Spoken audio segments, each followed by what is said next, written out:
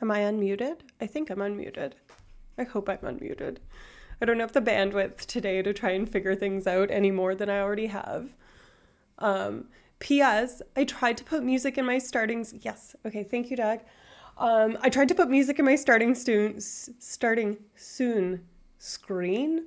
Well, now, why is the chat box all fucking chode sized over there? What the fuck is happening? Guys, what did I do? Oh no. I fucked everything up. Look at the chat. Oh no. There was music. Okay.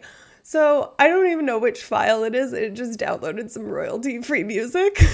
So sorry, / you're welcome, depending on whether you hated it or not. I have to troubleshoot this chat box. Look at it, it's so short and fat. I think I adjusted the chat box so that it showed up like how Sean has it when I am doing it for vulgar science. And I didn't know that it did it for fucking everything. Oh God. Okay, what do I do? How wide is it? Oh boy. Okay. Okay, that looks pretty good. Guys, this is, we're actively learning right now. Okay, it needs to be taller. Okay. Oof. Off to a rocky start here, guys. This is very much in keeping with the tone of my week, just so that we're all aware. Okay, height. We're gonna make you 850. Oh, maybe 1,000. Sorry. Thank you for being Hefero. The beginning screen felt like one extremely long elevator ride. Okay, well, the alternative is like just utter silence until I figure out something else. And also, like, people have different music tastes, you know? Also, welcome. Thank you for stopping by. That's too big. Oh, for fuck's sake. Now it's a little bit too wide. This is so stressful. I feel like I'm in that Facebook movie, you know, where they're having like code-a-thons and they're like, he's plugged in right now. And everyone's watching and I'm trying to figure stuff out and I just am not very good at it. So great. Yeah. Yeah, it's like an account switching every week is challenging your skills. Yeah, finding the right girth and length is tough. Girl, tell me about it. Yeah, okay. I think I got it. I think it's fine. There's a little gap at the top, but honestly, there was a little gap at the top before because I always wanted to put like neon word chat on top and like have it be kind of aesthetic too. But then your girl just doesn't have time for this sort of stuff. Don't worry. We're only sitting here judging you silently. You know what? I'm okay with that. I judge people silently myself. So, who am I to judge the judgers? Question mark? I don't know. In any event, I'm obviously like in mega cozy mode in my giant oversized Vans sweatshirt, which hilariously, you guys, it says, can I show it? It says no complaints. No complaints since 66. You probably couldn't see it, but it says no complaints since 66 because I guess that's when Vans was founded. And, really big missed opportunity there to make it no complaints since 69. And I feel like I would like the sweater even more if it said that, but I just like that it says no complaints. That's funny. Shat or shat? I mean, I guess a bit of both. I like a bit of pussy. We heard you were rather long last streak. The arousal snake.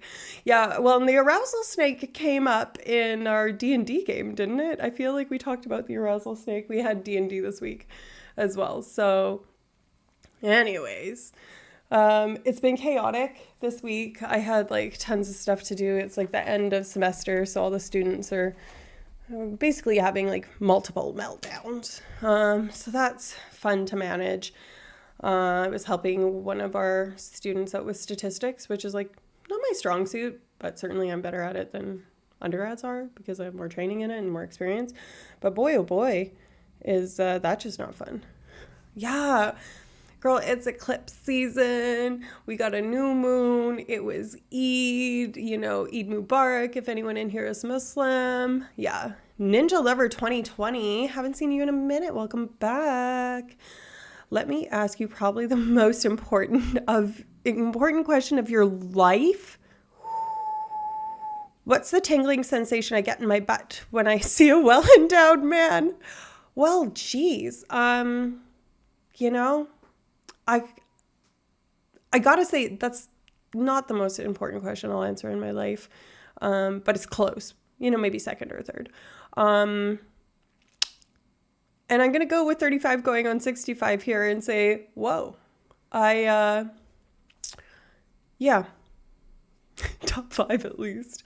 That just means horny. You know, I really don't know because I'm unfamiliar with the sensation. Might be something to bring up in vulgar science. We could probably look it up, but I don't think looking it up would be probably break some terms of service, something there. So, I can't remember if I've had this mug. I think I've had this mug on stream before. It's my Alberta mug. It's one of my faves. It's cozy. It's got this train. I don't know why they have the train on there. I guess that's a CP rail. And it's got this steak, cause beef, I guess. The Rocky Mountains. Absolutely lovely. A beaver. Nice. It's got the Alberta flag thing. Bighorn sheep. Adorable. The Badlands, some buffalo, bison, perhaps.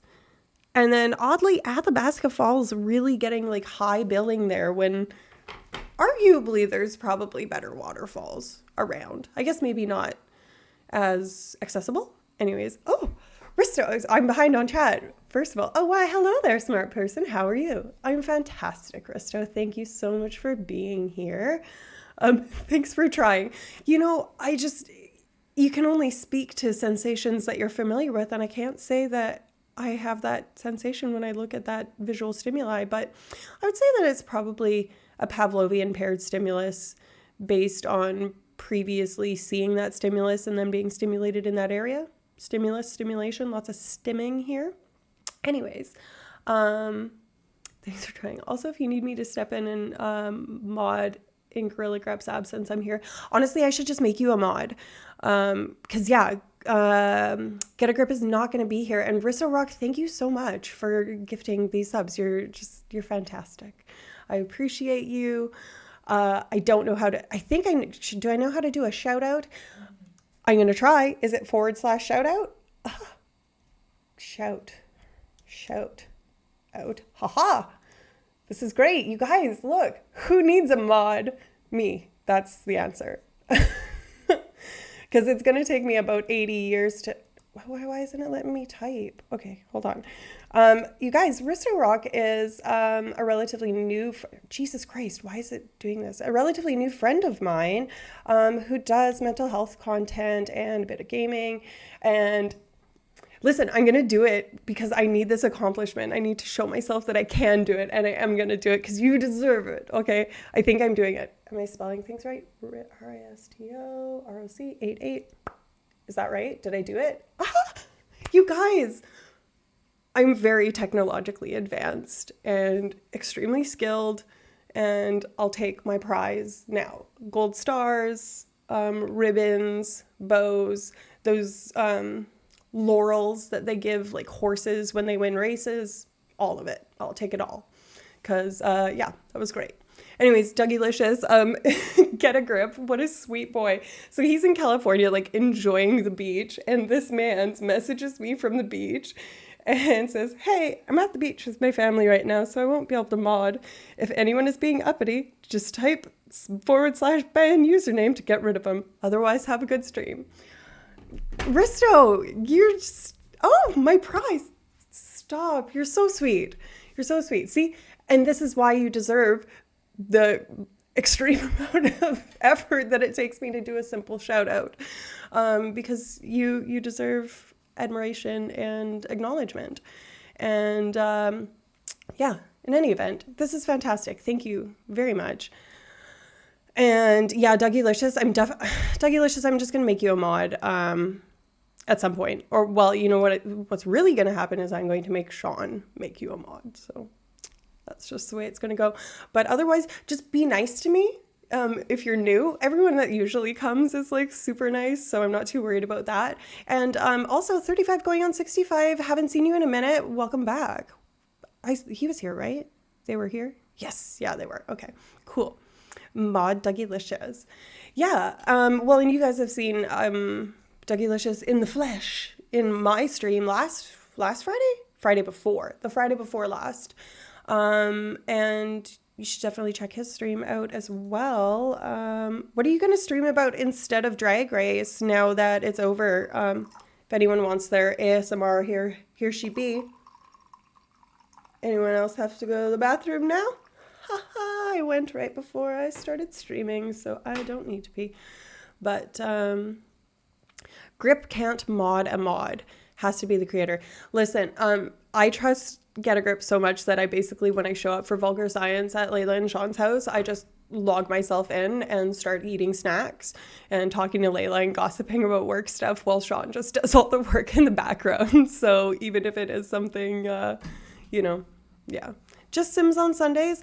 I like it when you commentate on stuff, though. You should find something else to commentate on. Lilith Hobo, hi. What's that guy's name? Grogu. I like your little Grogu. Am I right? I think I'm right. I like your little Grogu emote. That's very cute. And welcome back. So, okay. I'm not going to jump right into content because I want to just, do the debrief, see how people's lives are going, how people's, week has been.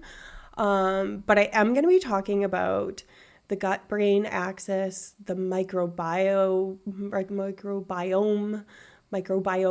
gut-brain axis, and how gut feelings can actually be a real thing, even though it sounds like hokey science. And I really, really, really, really want to drill home when we start talking about the science. I want people to acknowledge that probably 12 years ago, this was not talked about science. This was not something that was acknowledged. And so it really proves that everything is magic until it's science. And I know that sounds really like everything is magic until it's science, but realistically, until something has an explanation, we kind of scoff at it and stuff like that. And then it turns out to be true and we're like, whoa, cool. Astronomy show. Risto Rock, thanks for the gift sub. Oh, and first time chat, welcome. Astronomy show.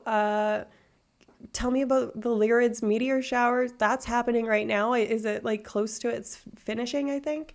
Anyways, also, if you do want to mod me, it's the same thing as VIP. I can just do it now? Oh, that's absolutely what I'm going to do, you guys. I'm about to mod. Now, see, remember when I was trying to... I was trying to type someone's name during Vulgar Science. Maybe it might have been afterwards actually, but Layla was over my shoulder. She's like, that says steam, that says stam, and I couldn't type. And anyways, wow, I'm modding. Okay, but for context, Lilith, Dougylicious is one of my best friends in real life who I've known for 8 years and have lived with in 2 different cities. So anyways, he's also a trustworthy human being and a good streamer and all that. Okay, I just need to make sure I've spelled this. Dougylicious. Did I do it? Am I do it? Haha. Yeah, it's been almost 10 years. I think it's right around 8, but I didn't really keep it. Anyways, yeah. I've got loads to say on intuition. Risto, I'm so glad you're here, and I thought that you might. So I'm super glad to open it up and talk about the science that might be behind it and how we're getting into that. Almost 10, so 9.5 years. Testing 1, 2, 3. There he is. He's got the little sword. Love that. Lyrids peaking tomorrow night to Sunday, and so soon after new moon. Yeah, so less light pollution, right? That's something that's super important, but also where I am, it's frequently cloudy, and I think it's supposed to be cloudy for the next week because it's going to be just rain, rain, rain. So I'm hoping we get a little bit of a reprieve. It was kind of sunny yesterday and pretty clear, so I don't know. Maybe we'll get a little bit of a break, but it sure would be nice to get it because we get so much light pollution where I am right now.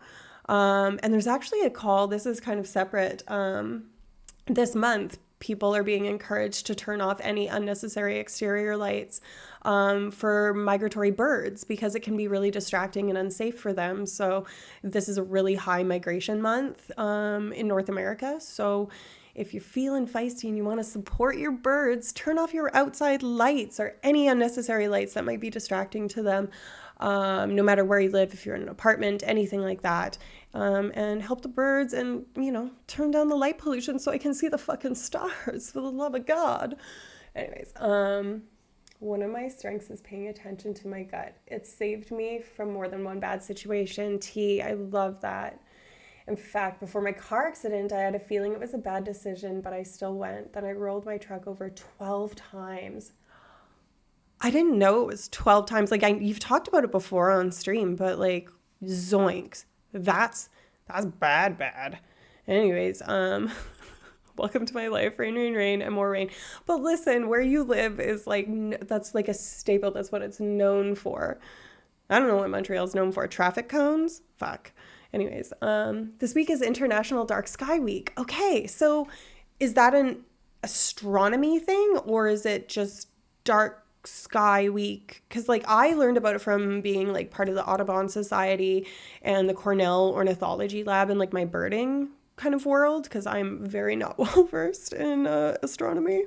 But I shouldn't say very not well versed.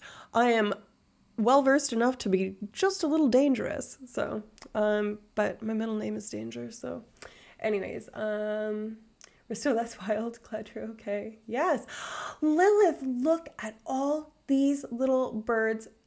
Oh my gosh, I love those. Whose are those from? Whose emotes are those? Are they yours? I live in Washington. I never get to see celestial things. That's sad to me.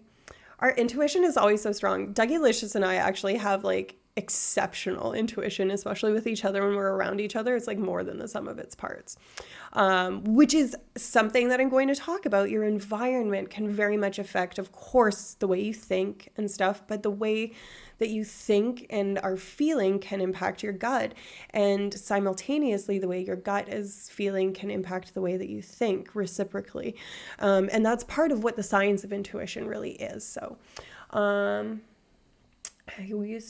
I used to work in a greenhouse a few years back, and they did leave the lights on, and when we did our morning patrol around the greenhouse, we would all find buckets of hummingbird corpses. That actually like upsets me actively. Those poor things. Oh, anyways.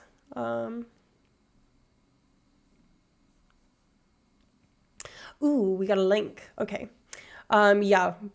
Give links to Dougie Licious or Get a Grip when he's around, but I guess you're relatively new. So, oh my gosh. Look at all these birds. There's a little corvid. There's a little cedar waxwing that looks like. Oh, she draws birds. I paint birds. Oh, okay. I have to write that down because I gotta follow her. Like, I paint birds. Paint. Hold on. Crap. Burbs. There we go. You would think that I would be able to remember that, but you would be wrong, because after my concussion, my memory has just gone out the window. Like, I can't remember the ends of my sentences. Sometimes Doug can corroborate this. I will start a story and then I'll just stop in the middle of it and people will be like, hello? Testing. Anyways. Oh yeah, you can post it in the Discord. If one goes to the International Dark Sky Week.darksky.org, one can find out more about International Dark Sky Week. Cool. Okay, well, thank you very much for that, and maybe we'll pull it up here in a minute. Burbs. Intuition may seem like magic. When you connect with other people or depending on your emotional state can strengthen your intuition. In fact, I've done what I was told are called intuitive readings, and I've been able to share things with people I had no reason knowing, but yet I was able to pick up. You'd love California Burbs then as well. Okay, remind me. Can you remind me to follow these people in like Discord or something? Because I will forget, but I definitely want to. Each channel has a different link policies. My automod kills them too, but many science streams allow them now. Just learning the policy here. Yeah, no worries. We're not, no hate, no shade or anything like that about that. I think we don't allow them here because if you're new, obviously I'm Neurolicia, but as you can see up here, on Mondays, I do a show called Vulgar Science with my close friend and colleague, Layla Show, and we do a show called Vulgar Science, and it's, as the name suggests, a little bit vulgar, so we can, be talking about spicy topics that can sometimes elicit dropping of different kinds of links. So we have a little bit of we run a tight ship around here. I don't run a tight ship in my actual life, but also I'm, again, I'm fresh. I'm new to the scene, so I err on the side of caution. But thank you for sharing the thing in the coded way, the like spelling out dot. Don't forget Cherry the mouse. I'll message you. Thank you, Risto. Tell her about Mary's Milk Monsters. Mary's Milk Monsters. Is that a Twitch streamer? Like Snoo? I'm lost. I'm so lost, you guys. Mary's Milk Monsters is very cool. Well, that's neat. Chris TS, hey, welcome back. Online caution is a good side to err on. Yes, exactly. Excuse me? She milks goats, like on stream? Are you serious? That's amazing. I love this niche content. That's something that I really value about, I don't know, online content creation kind of thing, is you can kind of make it whatever you want. And yeah, it's I'll send that one too.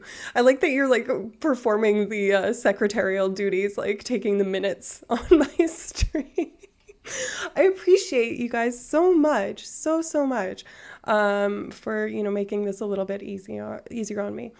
Okay, how much information can you really like get about milking goats? Like, does she describe it as she's doing it? I could see that being quite, well, actually soothing. Has anybody, I once got into I want to drink my tea. Hold on.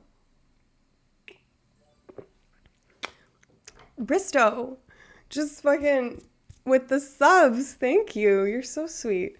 See, I already forgot what I was going to say after my sip of tea. I got distracted. Fuck. What is it? It's gone. It's gone completely. Sorry. All the goats have different personalities.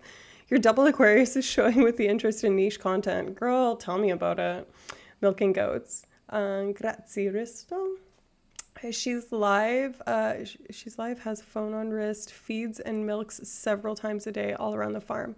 It'll come back. It will come back, and it just came back because of talking about the farm thing. So I got into a YouTube hole where I started watching horseshoeing videos. And like, for anybody that doesn't know, I, in my life, have lived on a farm, and I actually used to ride horses. That's something that I haven't talked about on stream because people usually roast me for being a horse girl. But you want to know what? That's my D. I'm big time used to be a horse girl. I used to ride equestrian, and I can ride Western and have done like barrel racing and stuff like that. I'm very bad at that. I'm very good at equestrian though. So I used to like watch my grandfather like shoe the horses and stuff like that, or like clean their hooves, and it was something that I remember liking a lot as a kid. And I stumbled upon this on YouTube and was just like, it's so satisfying to watch. So I could see where this like goat milk situation could be pretty cool. You know what? My mind is more open with each passing suggestion of various things, and the more that I see that the world is also, well, the world is actually quite closed-minded, but when I'm in a optimistic mood, I'm like, oh, isn't the world nice? So yeah, anyways, I'm behind. She covers the produce from the milk, etc. Ooh, Hoot House live stream is all owls. How do you know? Okay, I swear I come and I search stuff, like the discoverability on Twitch is like, it's bent, like it's broken, because I like search for things that I'm interested in and it just shows me like people coding and stuff, and I'm like, I don't get it. An eagle? Oh, you guys, this is great. I love riding horses. Me too. I haven't ridden a horse in a long time, actually. I quit when my parents split up when I was 15 or 16. because it's very expensive. It's a rich girl sport, of course, which neither of my parents were rich. But when you live in the country, I like had family members that owned horses. So all I had to pay for was stable fees. And then I would go and like hang out at the stables and help out and stuff like that. And it was also long enough ago that it wasn't that expensive. And then, yeah, being in a small town, it wasn't as much. So there was a lot more of the kind of like, you scratch my back, I'll scratch yours sort of thing. But yeah, I really miss it. I love horses. They're so sweet. They're so amazing. Yeah. You are the least horse girl that I know. Yeah. I mean, thank you. Yeah. I would say that that's probably true. It's probably because I haven't ridden in a long time. If I was more like actively in a horse girl phase of my life, you know. I had a paint in buckskin. Utah and Savannah. Those are such sweet names. I love that. Buckskins are like, that's a gorgeous color combo. It's like a metal version of a palomino, kind of. I don't know. That's what I think. I had Vanna from a foal and broke her myself. That is touching. I helped break horses. Like I got so good at it at the stables that I was at that they started using me as one of the riders that could take like the newly broken horses and like teach them how to like not refuse jumps. Cause like, if you don't know, equestrian is when you take the horse and you go like over the things. And Calgary, where I lived for, you know, a lot of my life, has this place called Spruce Meadows, which is like a world-class equestrian jumping place and is really cool to go to if you're at all into that sort of stuff. And if you ever watch horse jumping competitions, almost certainly you'll have seen Spruce Meadows. Anyways, so yeah, breaking horses is really fun. It sounds bad though. I wish they didn't call it that. Anyways, Mary's Milk Monsters also interacts with stream while working, has a second camera going too, and does candle wax crafts and gamings. Guys, Mary sounds like a busy person. Mary's life sounds difficult, but fun.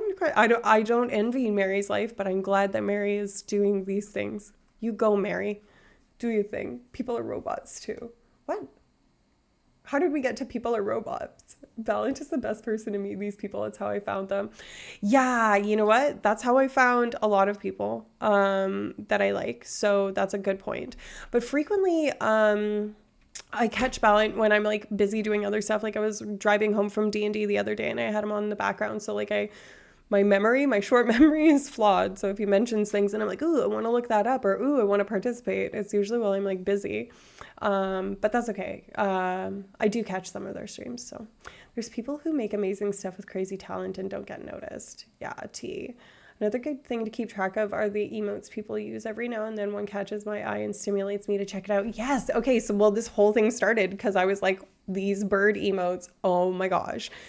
If you guys knew, I have 2 bird feeders on my tiny little, like I live in the center of a big city. So I live in a high-rise apartment on the 5th floor. So I have a small balcony and I have 2 bird feeders on it. I have 2 pairs of binoculars. I will bring my bins out, even just taking Hoon to go to the bathroom. And she woke me up at 4 a.m. last night to do that. I did not take my bins that time, but in any event, we had a Belgian who would break fences to meet me up in the street. He was huge. I could walk underneath him standing. What? How many hands tall is that? Like 19 or something? The biggest I've seen is like in real life is probably 18 hands, but I don't know. His name was Tank. I like that. The one that I rode was named Ace, and it was almost too small of an arena on the indoors to ride him inside. What's your take on horses eating meat? The horse eating meat or eating horse meat? I assume you mean the horse eating meat. I don't know that I really like have a strong opinion about the cuisine of horses. I don't think that they're meant to be omnivorous, but I could be wrong. I think probably no. I think probably not great. Ears perk up. D&D. Yeah. So Chris T.S., Dougie Licious, myself, and Get a Grip, who's not here right now, who's my kind of main mod, play in a game with one of my colleagues and our friends every second week on Tuesdays.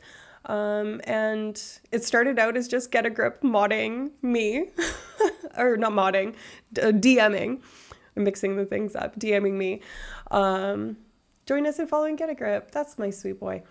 A wonderful, wonderful man. And fun fact, the husband of Layla Show from Vulgar Science, which is on Mondays. So if you're into science and neuroscience and psychology and stuff, but you want to talk about spicy topics, Mondays is a good time to stop by.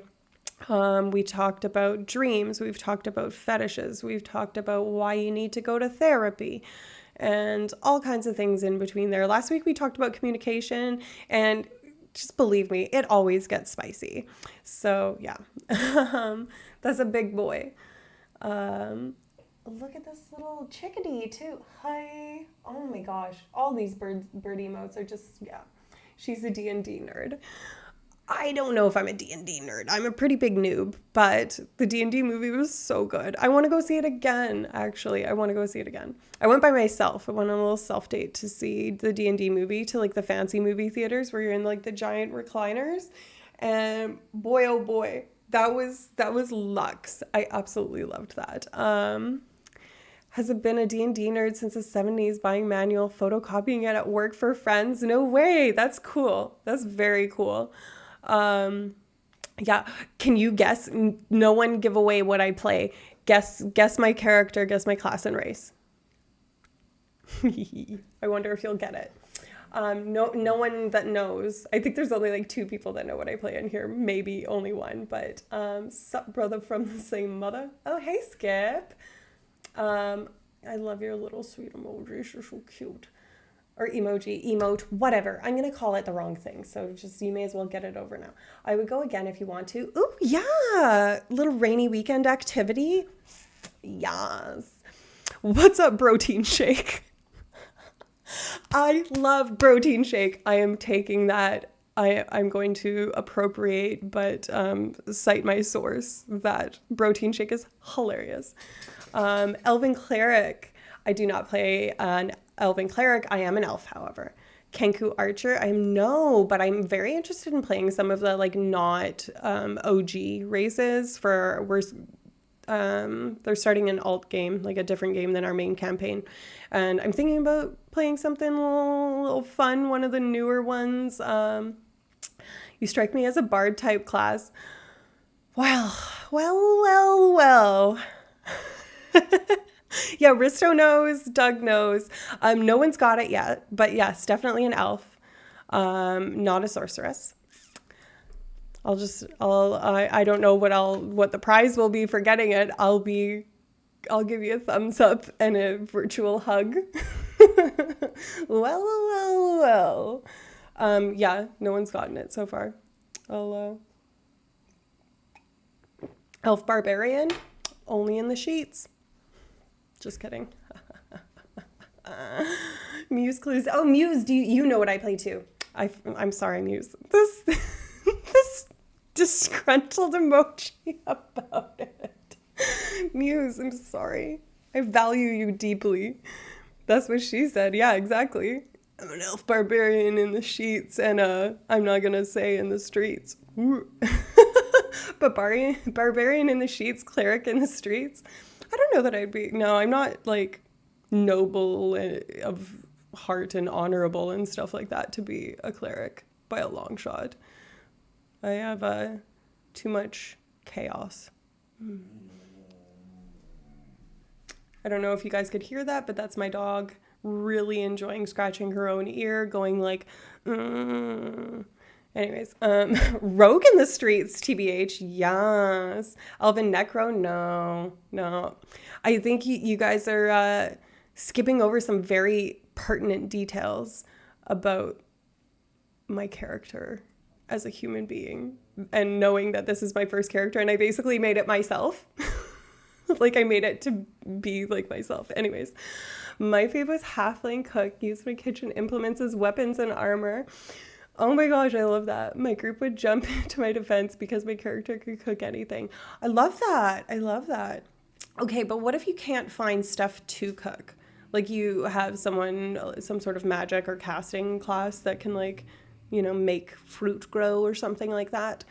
Here we go. Lilith. Ding, ding, ding. I am a druid. Yeah. Just a standard moon druid. Can you chill? It's weird to have you grunting in the background. Cook anything. Wood elf druid, that's right. Yeah, I'm a wood elf druid with a pet owl bear. And Circle of the Moon. TBH, we can't hear Hoon. Okay. I kind of wish I'm not a shape-shifting one. You don't want to be a gerbil. I can shape-shift. I have wild shape, and I frequently wild shape almost exclusively into birds. I can't remember the last time I wild shaped into something that wasn't a bird, actually. I did a giant owl last time. Loved that. I don't know what's going on in here, but congrats on your eyeliner again. Well, thank you, 35 going on 65. I've been doing it like a little bit more angled up lately, trying to do the like kind of thing, lift anything. That cave battle was wild. I know. I never get to do anything cool anymore. I like decimated this this monster that we were fighting, got him down to like so close to dead, and then Doug got the amazing kill, and I was like, ugh, I haven't heard, okay, how do you want to do this in so long? Why don't we stream D&D? That would be so up to, you mean like stream our D&D game, or like play a different game, play D&D with other people? I think I might be too self-conscious to do it with people that I don't like intimately trust and don't know, like, that don't already know how much of a like absolute mess I am, you know? We don't really role play when we play. Okay, we do. Come on, we do. We do a little bit. We've gotten more into that. Want to know who does? Lucas, who's not here. He stops in every once in a while, but Lucas, he like goes full into character. Anyways, I can understand that. I also think it's like our cute little intimate baby.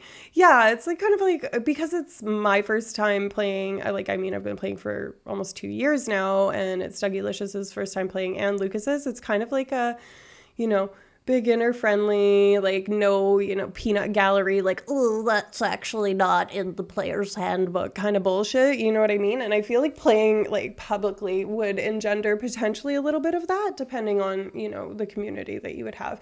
I think this community is lovely and wonderful and kind and wouldn't do that. But I would probably be self-conscious. Yeah. I know a streamer that paints her own settings too.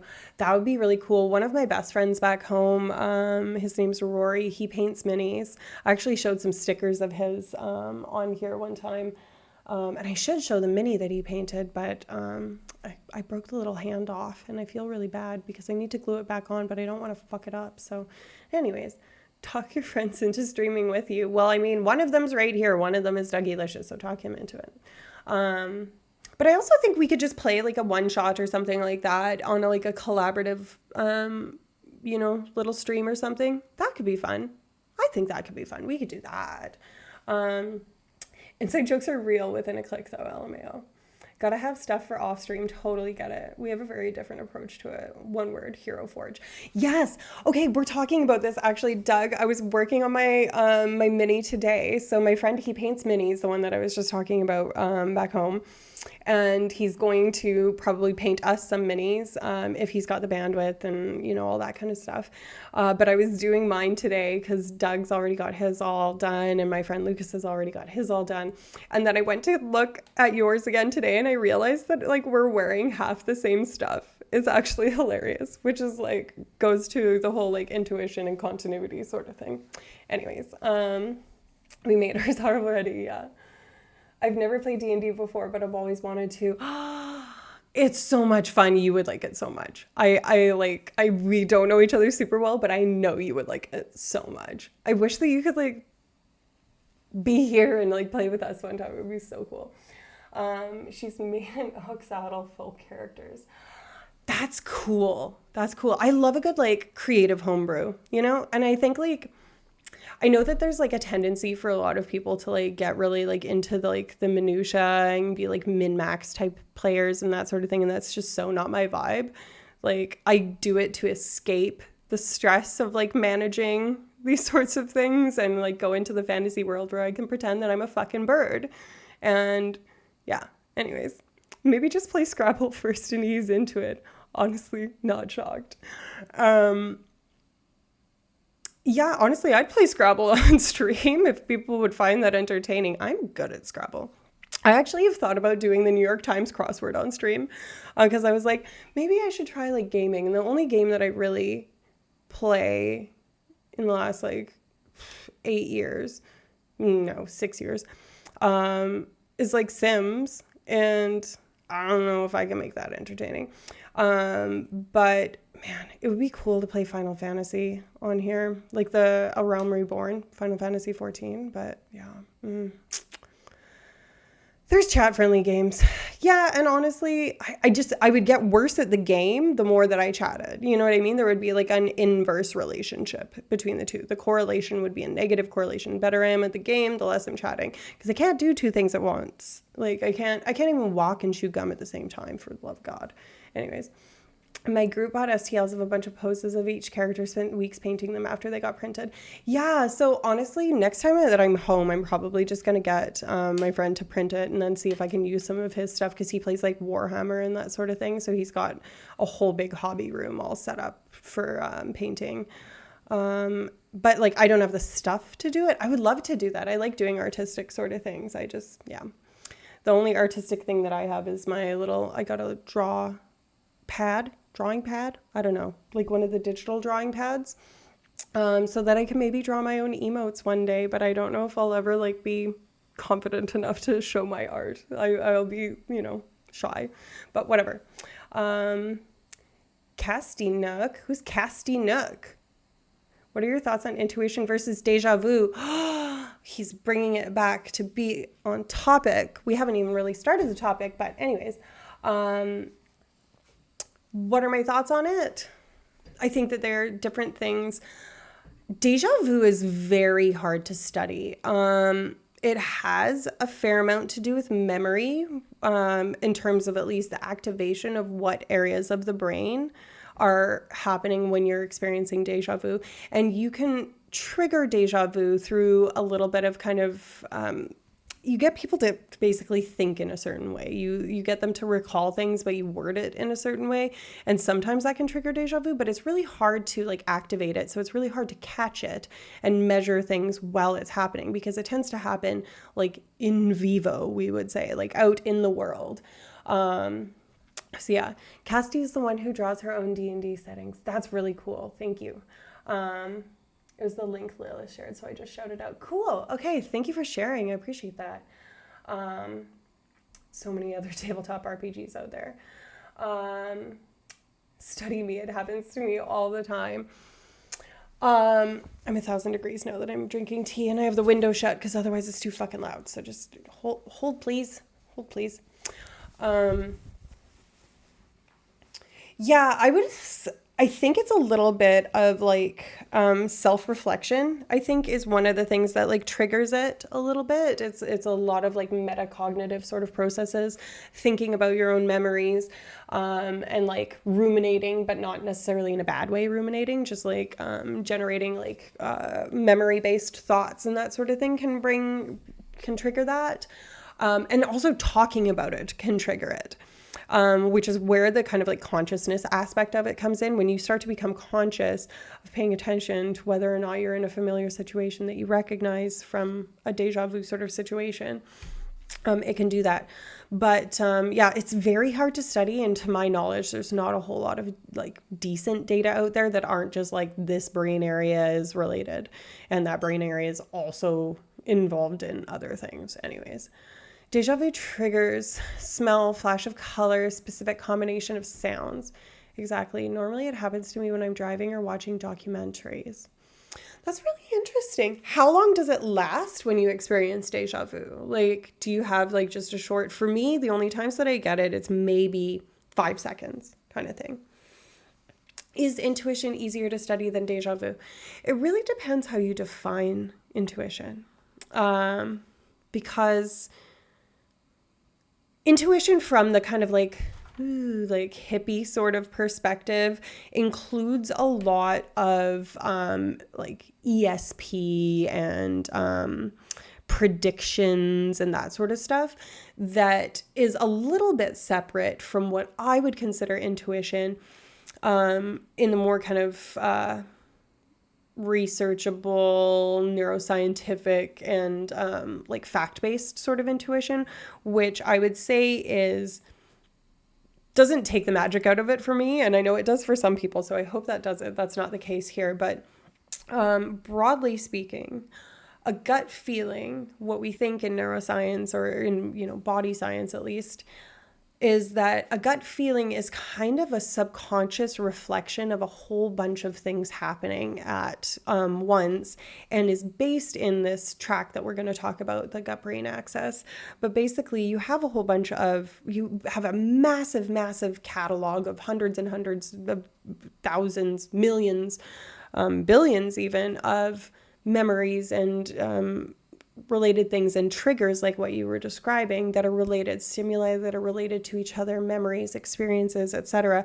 And you don't have to be conscious and trying to recall them for your body to recall them.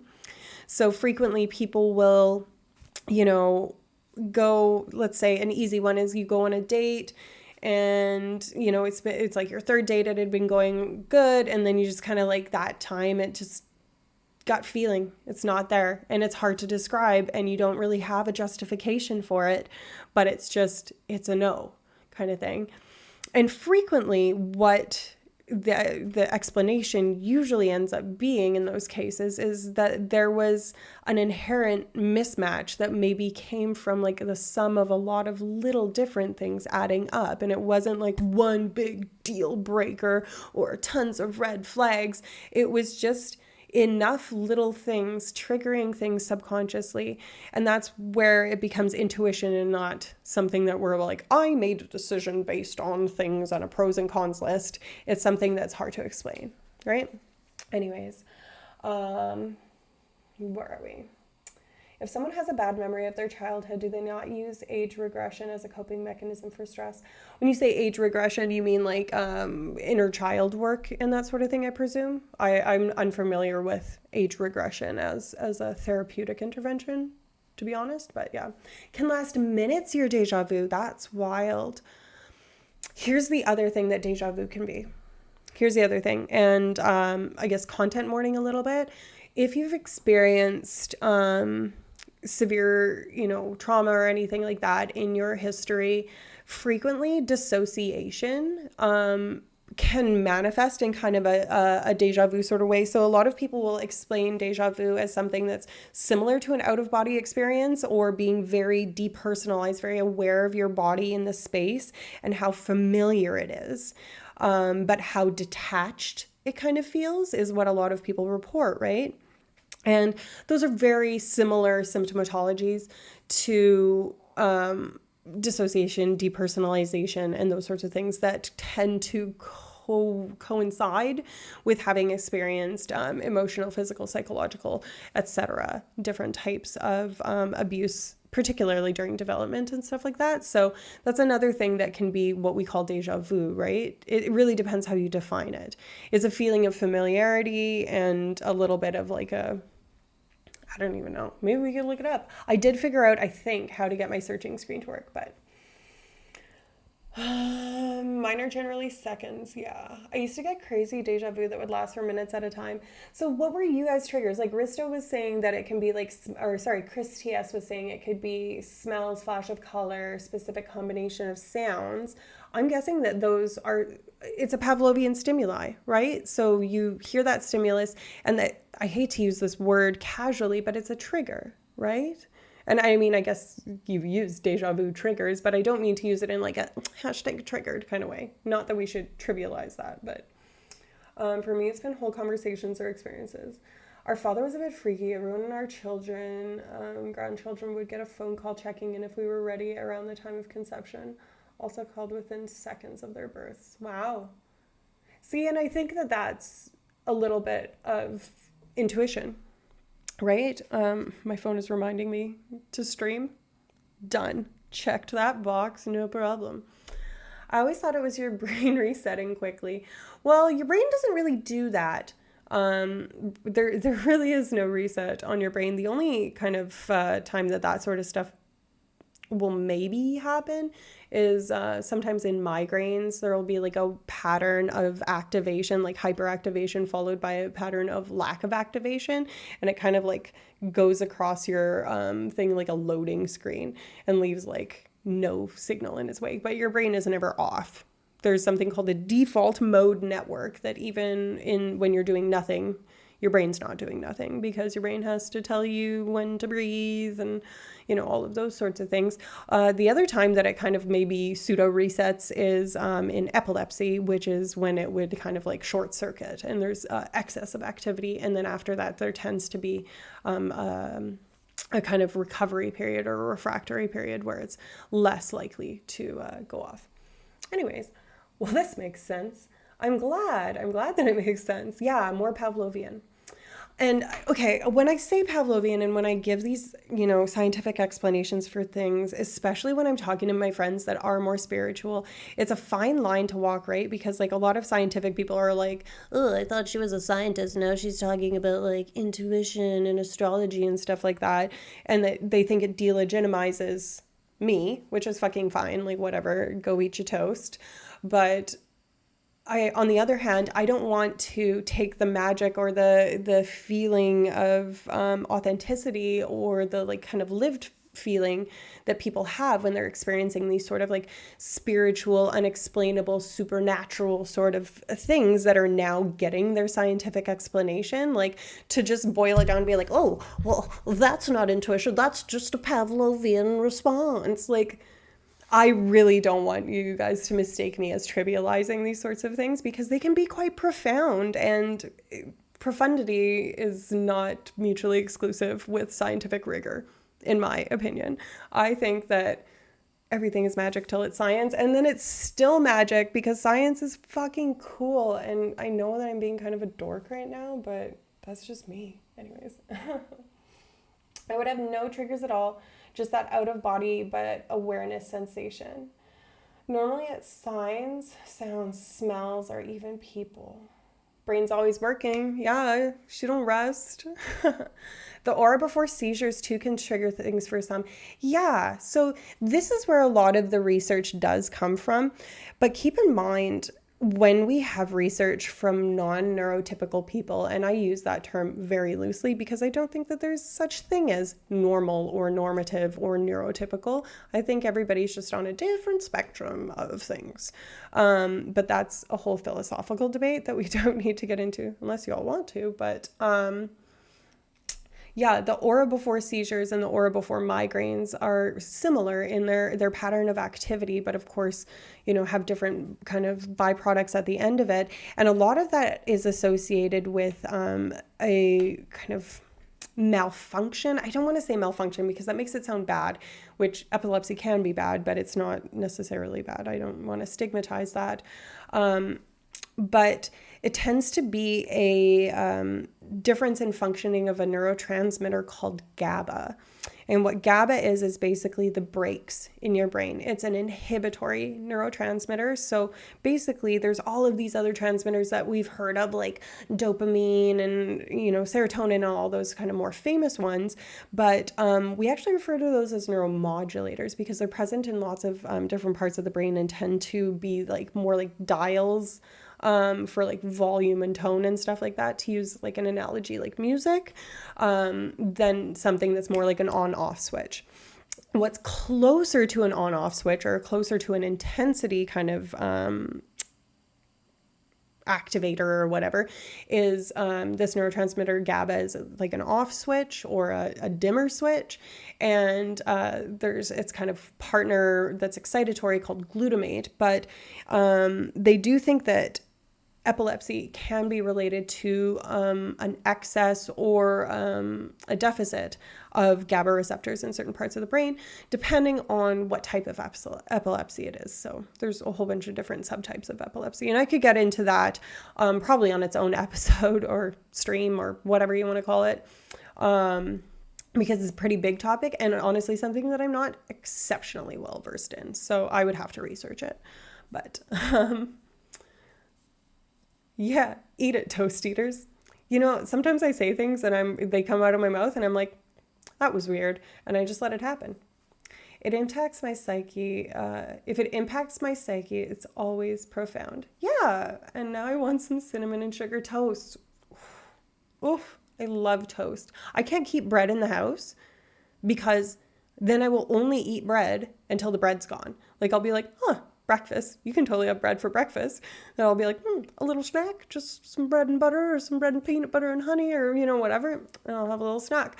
And I'll just do that until the bread's gone. Like last week, went to the market, grabbed myself a baguette, and I'm like, this is going to be great. I'm going to make myself some toast tomorrow. I'm going to have a nice breakfast before I go to work, la la la. No. I raw dog ate that baguette like by ripping chunks off of it. I did not even saw through it. The entire baguette, you guys. The entire baguette gone. So anyways, that was my little bread enthusiasm segue.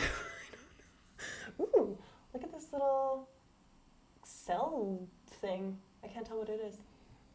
Okay, be back in a few. Gonna slam some food. Enjoy. Spectrum normative. Yeah, I like that. Bon appetit. How do you define normal in a human? Everyone is so fundamentally different. Risto, you hit the nail on the head, and that's exactly kind of what I was getting at. Is I hate to use like neurotypical or normal or normative or any of these words that are meant to be like not abnormal, and I genuinely don't think that exists. I think that the entire thing, kind of what someone said earlier, is like the spectrum of something. Everything is on a spectrum or a dimension, I think would be more apt to think about. So if you think about like a multifaceted, like a 20-sided die like you would use in D&D, and you think about each of those facets as kind of like different aspects of, neurotendencies. So affective tendencies. This is kind of getting way off of the intuition and gut feeling and sort of stuff, but I like it. So I'm going to explain this. You have like affective components. So that's mood and how positive or negative you kind of have as an outlook. So optimism and pessimism, that sort of thing. And it's not that you are optimistic or you are pessimistic. Some people can be very close to those ends of the spectrum, but just like gender or sexuality or any of these sorts of things, it's all on a spectrum of extremes, and most people tend to fall in the middle of the bell curve, the normal curve. That's why we use that. But to say normal, when we talk about a normal curve, everything on the normal curve is on the normal curve, even if it's at the extreme end and not with the majority of the thing. But that's a statistical thing. So anyways, how many ways can we look at this? Response. What's the world population right now? Yes, exactly. There's no right answer. Fight flight mode. There's an epilepsy awareness days. People wear purple. I did not know that. What did you call it? Baguette? The elven barbarian was unleashed on that poor baguette. Yes. It's so true. You can't have bread in the house. If you live with me, I will eat the bread. I will eat all of the bread. I'm sure that, you can't have bread. Like how most shampoo is made for normal hair. Yeah, like what's that? My hair is not normal. Ratty old thing. Anyways, yeah, so I guess that's like kind of a bit of a tangent that talks, a bit about just my philosophy of, science and psychology and stuff like that. I would love a wine and baguette in a park with lots of cheese. Ugh. Don't even talk to me about cheese. I fucking love cheese. I would eat cheese right now. I have cheese. I'm going to eat cheese after my stream. I'm going to have some more tea. Okay, I wanted to talk a little bit about the gut-brain microbiota access. When the leaves are falling, yes. Ugh, paint that picture. Just like a little autumnal moment.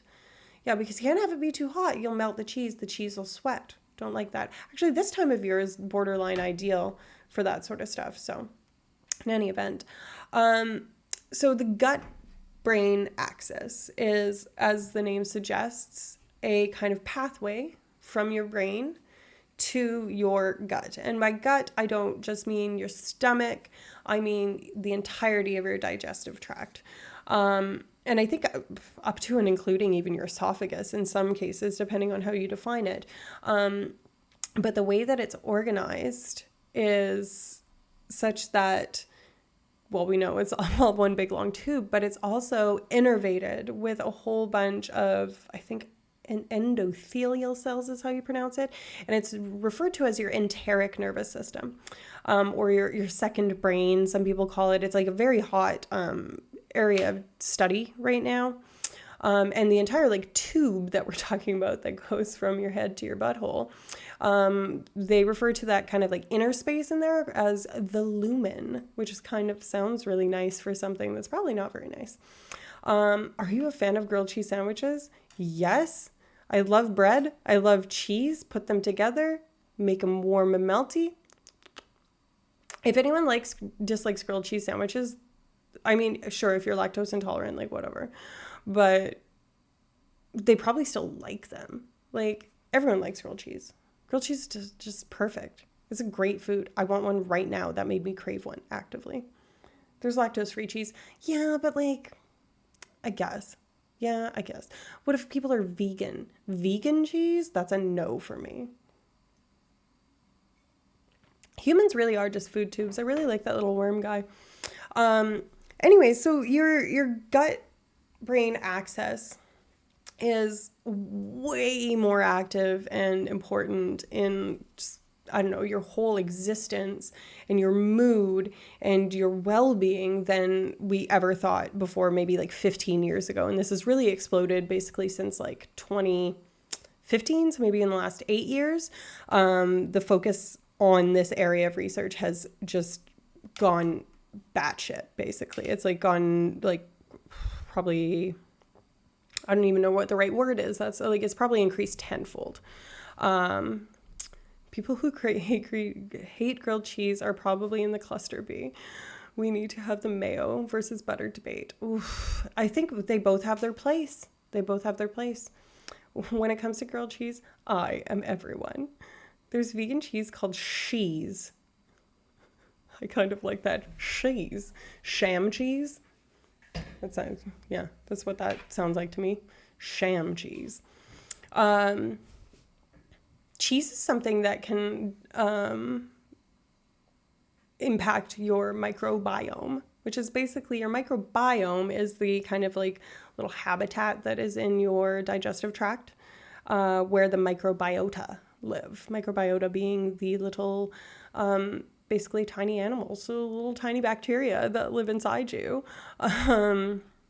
And they can digest things that you can't digest in some cases. So the case with human babies actually is for the first little while, they actually can't digest. Their stomach cannot break down breast milk, which is crazy.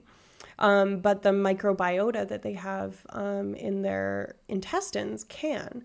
And that leads to like a different cascade of things. So you can break down stuff throughout your digestive tract, which is why we don't just have stomach and then anus, you know? Like there's a whole bunch of stops in between where things can get absorbed and processed and that sort of stuff. And that area is, you know, really being focused on, the whole digestive tract and the importance of that. Is it true that eating cheese at night gives you nightmares?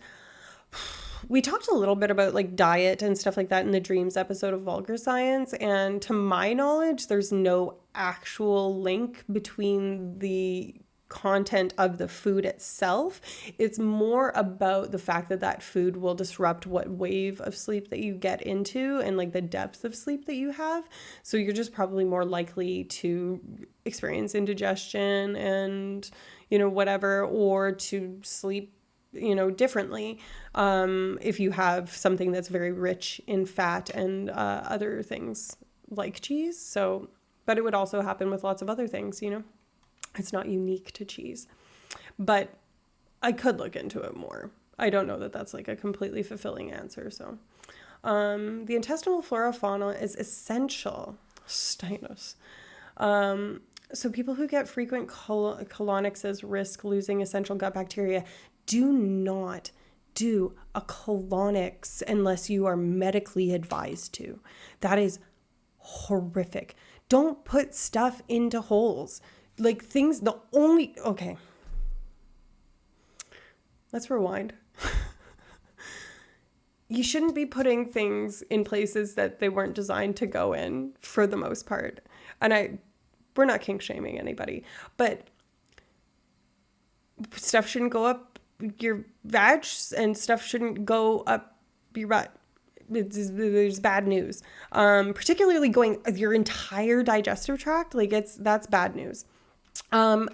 Unless you medically need it, which is sometimes the case. But people be talking about all kinds of like cleansing out stuff, and you have things that have been in there for 15 years and whatever. And like, you want to know what will fix that? Dietary fiber, folks. Dietary fucking fiber. You do not need a clone. Do not do that. Antibiotics will wipe them out too. Not all of them, but yes, Chris. Antibiotics definitely impact your gut flora, and you for sure, usually what people will do is now they're a lot more reluctant to prescribe antibiotics for particularly that reason, because there's so much data that suggests that that can actually cause more harm in the long run. But you can replenish that by taking things like probiotics or prebiotic things that, will allow for the flora that's there to flourish, the flora to flourish. I love that. Yeah. I'll talk a little bit more about antibiotics and stuff like that, but there's a big thing in the gay communities with guys that douche too much. Okay, what is the thing though? Like, are they sick? Are they unwell? If you can't put your elbow in it, don't stick anything else in there. My grandmother told us that. I mean, yeah, a little bit. Like, you shouldn't be, these things are so delicately pH balanced and microbially balanced in the case of your digestive tract that you do not want to put things that shouldn't go in there. And I don't mean like, pleasure yourself to whatever degree is safe, for sure. But make sure she's clean and stuff like that. Nothing should be introducing new bacteria in there to the degree that you can control it. And nothing should be removing a whole lot of stuff from there if you can control it, other than your natural bodily rhythms, right? So just that they overdo it, and there's a stigma around being clean all the time. Some people can put their elbow in there. Girl. Yeah, well, these things are, well, depending on what you're talking about, I think both of the kind of bottom end of things are designed to be able to process many sized things. The anus is very stretchy. Yeah, that's the way to say what I was just trying to say without saying the anus is very stretchy. But it is. And you want to know what's even stretchier? The vaginal canal. That bitch will open right up, pop a human out. And interestingly enough, one thing that affects your microbiome profoundly is whether or not you were delivered vaginally or whether or not you were delivered by cesarean section. Because guess what? Part of your microbiome also exists in the vag canal. And there's a whole bunch of bacteria in there that can change, things in the baby's life and affect you for the rest of your life. And there is, big, huge fucking disclaimer here. Enormous disclaimer. It is one study and it's very small effect size and dicey kind of thing. But there is a study that links a tiny bit of relationship between cesarean or non-vaginal birth and the incidence of autism spectrum disorder. So that's how much it could potentially profoundly do that. I am not saying cesarean sections cause any of that. I would never say that. That's absolutely bananas. But this is just to say that something as small as that influence on your microbiome can have such a profound impact, potentially to the point of influencing pathology. And what I do want to talk about kind of throughout this discussion as it comes up naturally is the impact that your gut health can have on your mood and your well-being. Because 95% of the serotonin in your body is made in your gut. Right? So, and that's not to say that your brain serotonin is not important and that the only serotonin that matters is in your gut, or that that's going to overwhelm anything. I want to make a distinction between what we call tonic or baseline levels of a neurotransmitter or a neuromodulator and phasic. And just let me read the chat. I don't want to be behind before I get super into the science here. Take that, platinum gaze. As kids, that wasn't exactly our or her concern. Yeah. Hey now.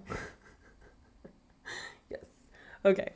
Yeah. Well, I mean, you got to teach kids. I put a rock up my nose one time, like really far, like a little pebble from the playground, and that was a disaster. I also put some sort of like part of a Hot Wheels car in my ear and had to go to the doctor. You're not supposed to put things in places. You're just not. That's why they're designed with all kinds of slippery shit, right? Like that's why there's enzymes in your mouth that kill bacteria and processed food and stuff like that. It's why your nose has mucus. It's why your ears have earwax. It's why the vag is self-cleaning. It's why, yeah, just out. It's an outdoor. It's like a kitchen. If you've ever worked in a kitchen, there's an indoor and an outdoor. But yeah. Oh, nose. Yeah. What was I talking about before? There was something. What did I walk back into? Risto, yeah, you've missed a tiny bit of stuff into my orifice. LOL. We were talking about how various things can influence your microbiome and in profound ways. The first 3 years of your life are very important in determining kind of a lifelong microbiome. And the thing that we were just talking about is how you were delivered when you were born being something that impacts your microbiome. And there's no way to actually rescue that. Like you can take probiotics for a lot of things, but there's no probiotic for whatever bacteria you would get that contribute to your microbiome during a vaginal birth versus a C-section. And there is evidence to suggest that it might have effects downstream that can be, as wide open as, some psychopathologies, but that is still very, very, very, very early and minuscule amounts of research. So I come back to a discussion on Vagisil. Well, no, we're not talking about we kind of are indirectly, don't put shit up there, but we're talking about the kind of balance of the microbiome within the body and how you shouldn't be putting things in places or trying to augment that microbiome in any way by cleaning it out with a colonic or douching or any of that sort of shit.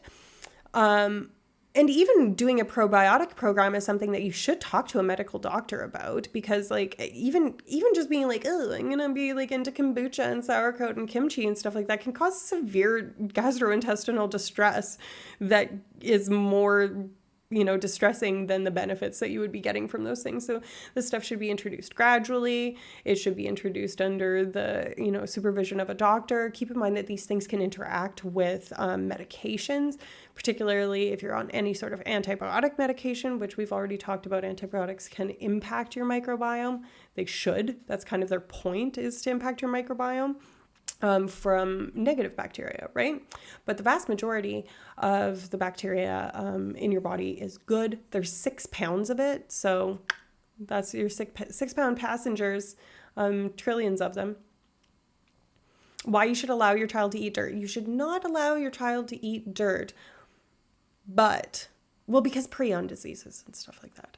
But like you can allow kids to interact with things, and being, in a neonatal environment where you're in incubators and in a sterile environment can definitely have impacts on people downstream as well. But yeah, there's a balance to have, right? Because on the one hand, sanitation is important, but on the other hand, keeping your microbiome healthy and balanced is something else, right? You don't want complete sterility. That's maladaptive. You don't want complete chaos. That's also maladaptive, right? My friend's wife disowned me for laying their baby on the grass. He's the only one in the family who isn't allergic something. Whoa. I mean, that's a spurious correlation, but I like it. You know what I mean? Like that's got like a truthy anecdotal sort of thing to it. But I mean, I would hesitate to like draw a huge line under that. kids need to be exposed to things and stuff, hence why I'm not a father. Girl, building immunity is also important, yes. So yeah, I mean, talking about being a parent, that's something that is definitely not in my future. And, props to people who can do that and want that and that sort of thing. But that's never going to be in my wheelhouse, nor has it ever been. But partially because it would be really difficult, partially because I just don't want it. But yeah, building immunity is really important, but that's a little bit separate, right? Because building immunity is based on gaining antibodies for things, right? So we talk about COVID immunity and different immunity to different viruses and that sort of thing. But keep in mind, viruses are different than bacteria. Bacteria are like actual living organisms. Viruses are kind of in this like weird zone where they are alive / aren't alive. Fun fact, even having a dog in your childhood can impact your microbiome. Cool, right? So having just the bacteria that a dog has just around you, like their tongue bacteria, I don't know, all kinds of bacteria, whatever, it can impact you. Not necessarily positive or negative, just can impact you, right? But yeah, I lost my train of thought. Man, I need to finish my trains of thought before I go back to chat, or I'm gonna like always lose it. I'm so bad at this. Good point. I have a child who's allergic to artificial coloring. It makes him a bit hyper, cheap drunk with cola and banana for some reason. Artificial coloring frequently is actually made with alcohol in it, so that might actually kind of make sense. And banana for some reason. Fun fact about banana, I was part of a study recently. He's over 40 now. So banana has, I can't remember the compound in it. There's a compound in it that's really chemogenetically activating for mice and activates a stress response in mice. So the fact that banana could activate a stress response or like a hives response or a histaminergic response, histamines, it does not surprise me. And I can't remember for the N-pentylacetate. It doesn't matter. None of you guys actually are like, oh yeah, it was N-pentylacetate. Maybe you are. I don't know. But we did a study in our lab where you can expose female mice that are pregnant or nursing to a male mouse. And the male mouse is either stressed or not stressed. And the smell of bananas can stress them out. No, I'm getting this backwards. Sorry. It wasn't my main study. I participated in it, but you know what? Let's just look it up because it was in the news. If you could Google like male mice are afraid of bananas, that's a study that I was part of. So let's do it. Look at this, talking about that vagus nerve. Doot doot. Doot doot boop boop. That's not the right window at all. This is the right window, Alicia. This is an incognito window for the internet with your friends. And here we go.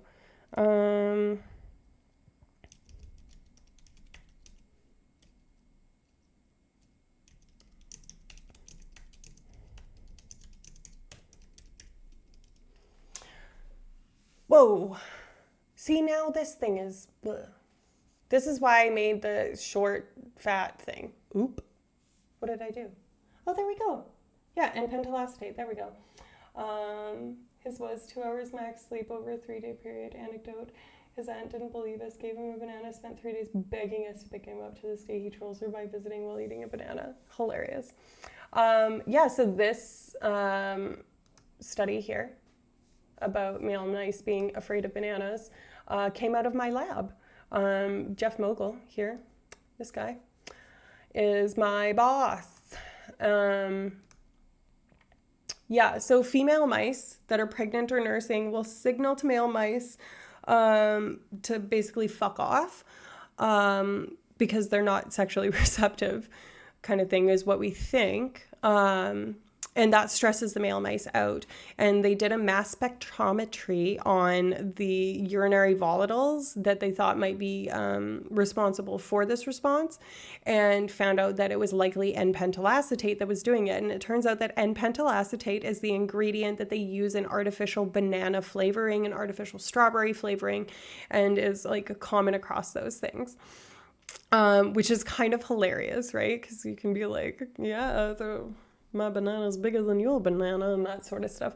Anyways, there's a whole bunch of jokes to be made in this, kind of arena.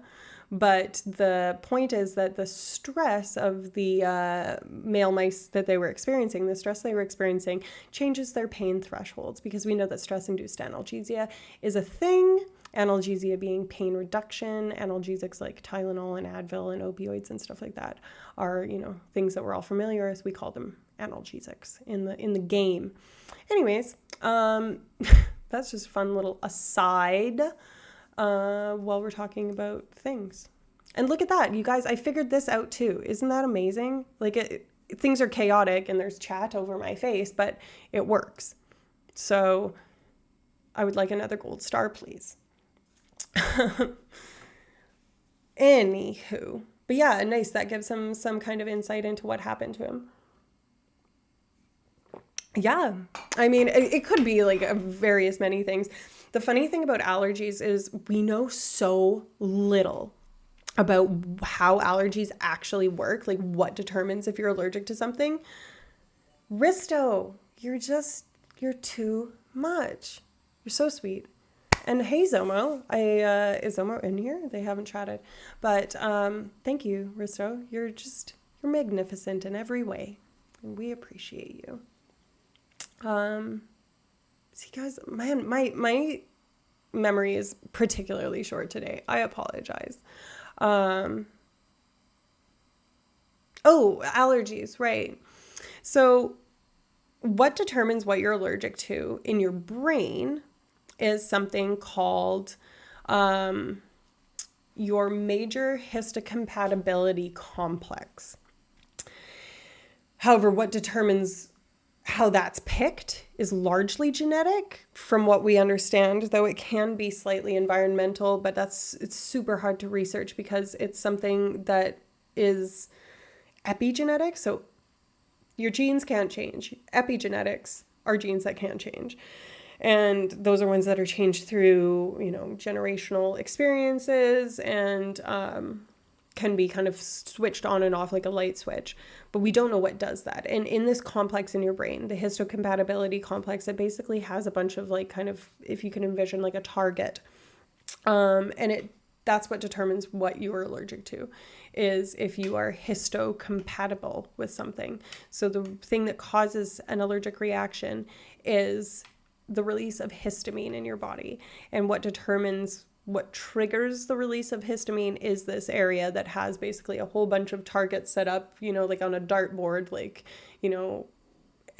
peanuts, whatever. And the size of that dartboard, from what we understand, this was a couple of years ago that I read this like huge meta-analysis about it and did a paper.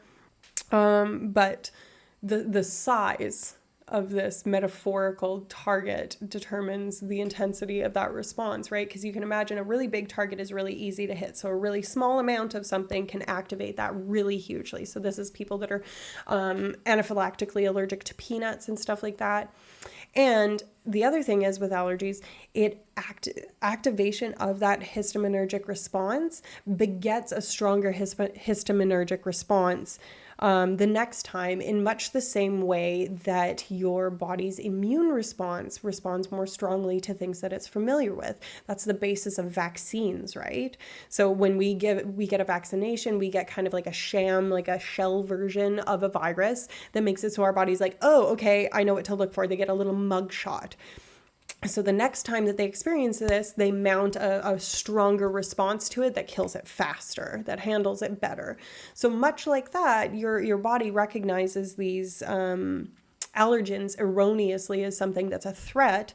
And the more that it's exposed to that, the stronger it becomes, which is why you hear anecdotally that people, each time they have anaphylactic reactions to things, the next one will be successively worse, which is why you should always carry an EpiPen, which I don't.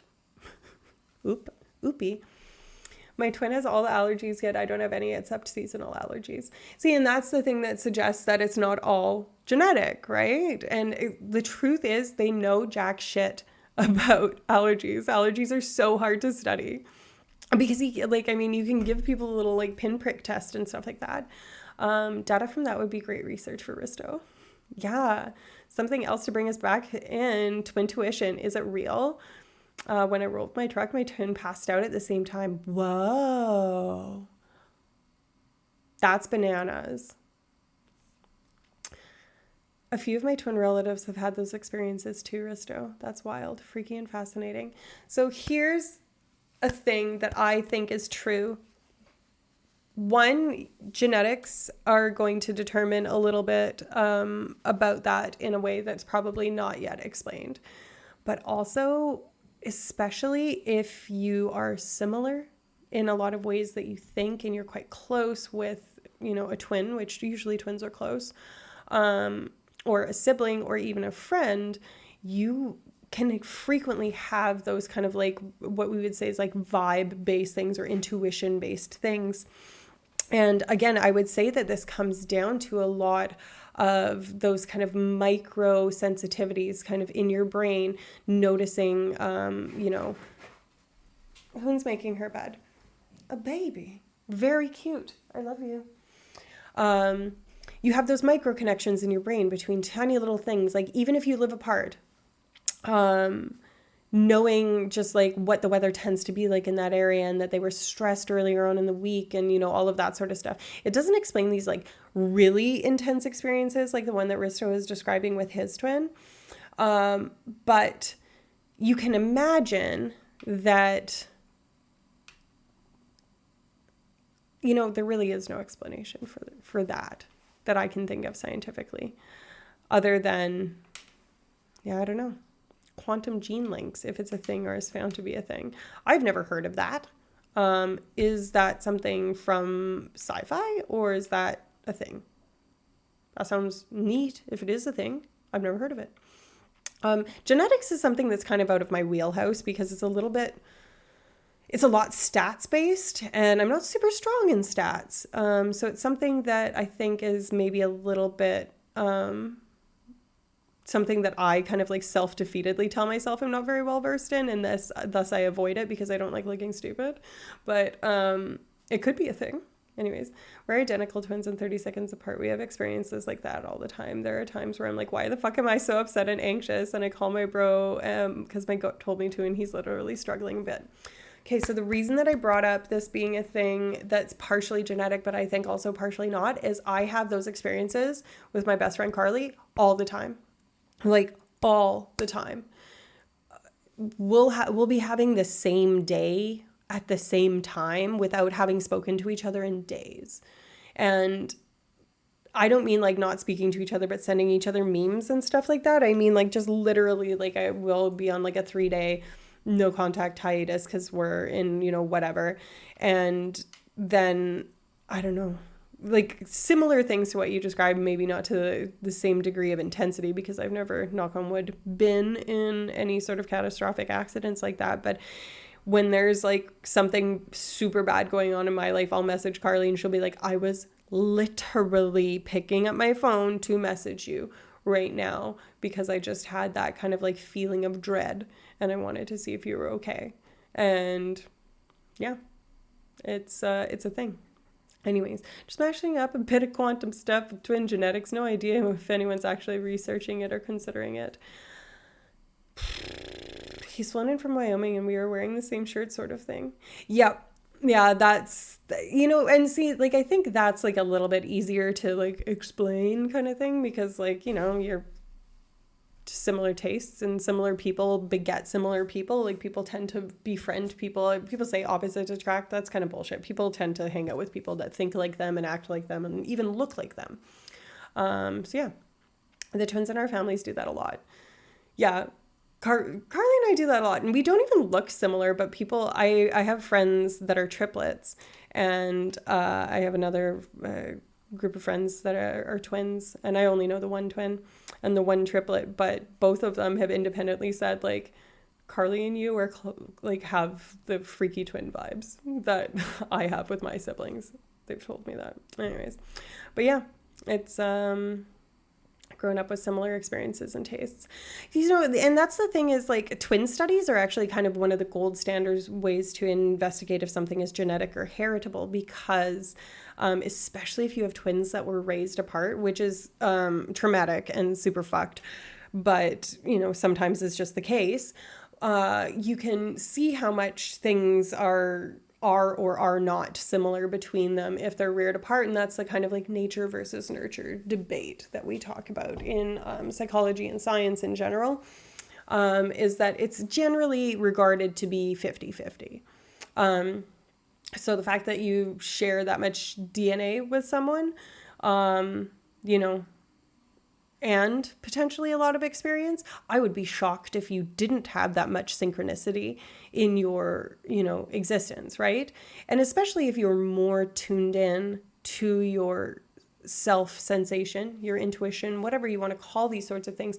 Once you kind of tune into that for yourself and are a little bit more aware of that, it's a lot more easy to acknowledge when those sorts of things happen, right? Because a lot of people are like, oh, this bullshit, and are like oblivious to their own intuition and turn that off and turn their back on it because it's too like soft or hokey or whatever their excuse is. And, close the door to that. And I don't know. I don't like that. I like it. Our bond has gotten stronger as we've gotten older too. We have a strange upbringing. Now we talk every day. One thing to consider, the moment they look in different directions, their experiences are instantly different.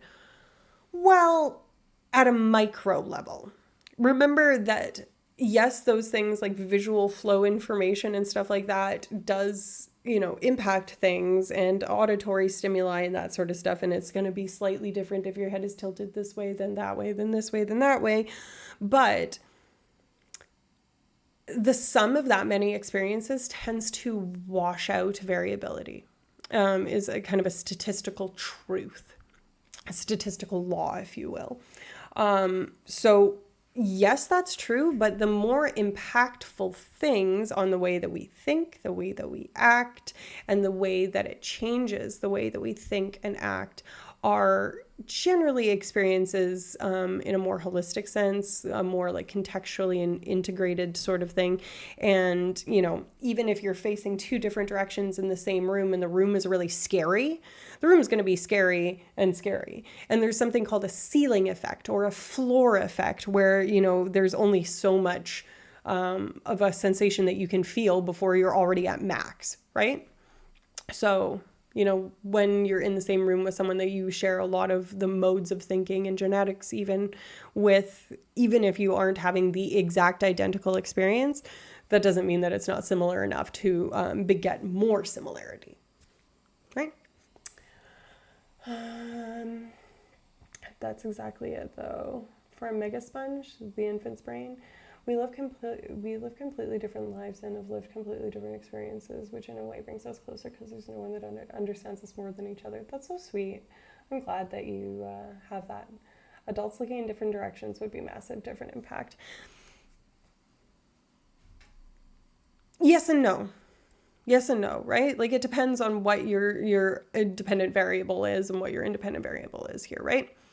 Like I've done eye tracking studies where you can like put someone head fixed and you're, theoretically only controlling what they're looking at. But what you're not controlling is their interoceptive state, their experiences that day. There's a whole lot of context that comes into these things that even if things are the exact same for someone, even if you could control that, there's still so much variability, right? And, that kind of circles back to what you're saying is that there's so much variation in each individual experience, but we do see patterns in different types of experiences that are related even outside of a twins sort of situation, right?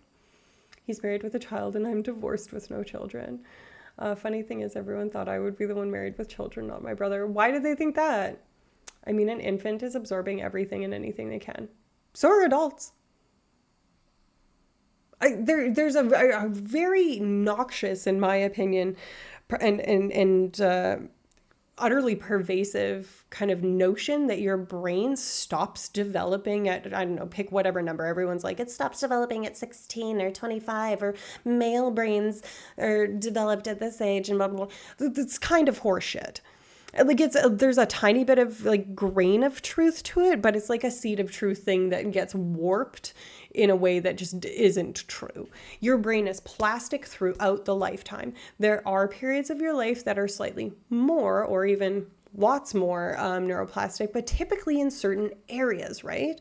So babies have a lot of plasticity and dendritic branching and all of these sort of developmental things happening a lot in their brain in the early years of life, which is usually what people are referring to when they say that babies' brains are more spongy or more, getting more input.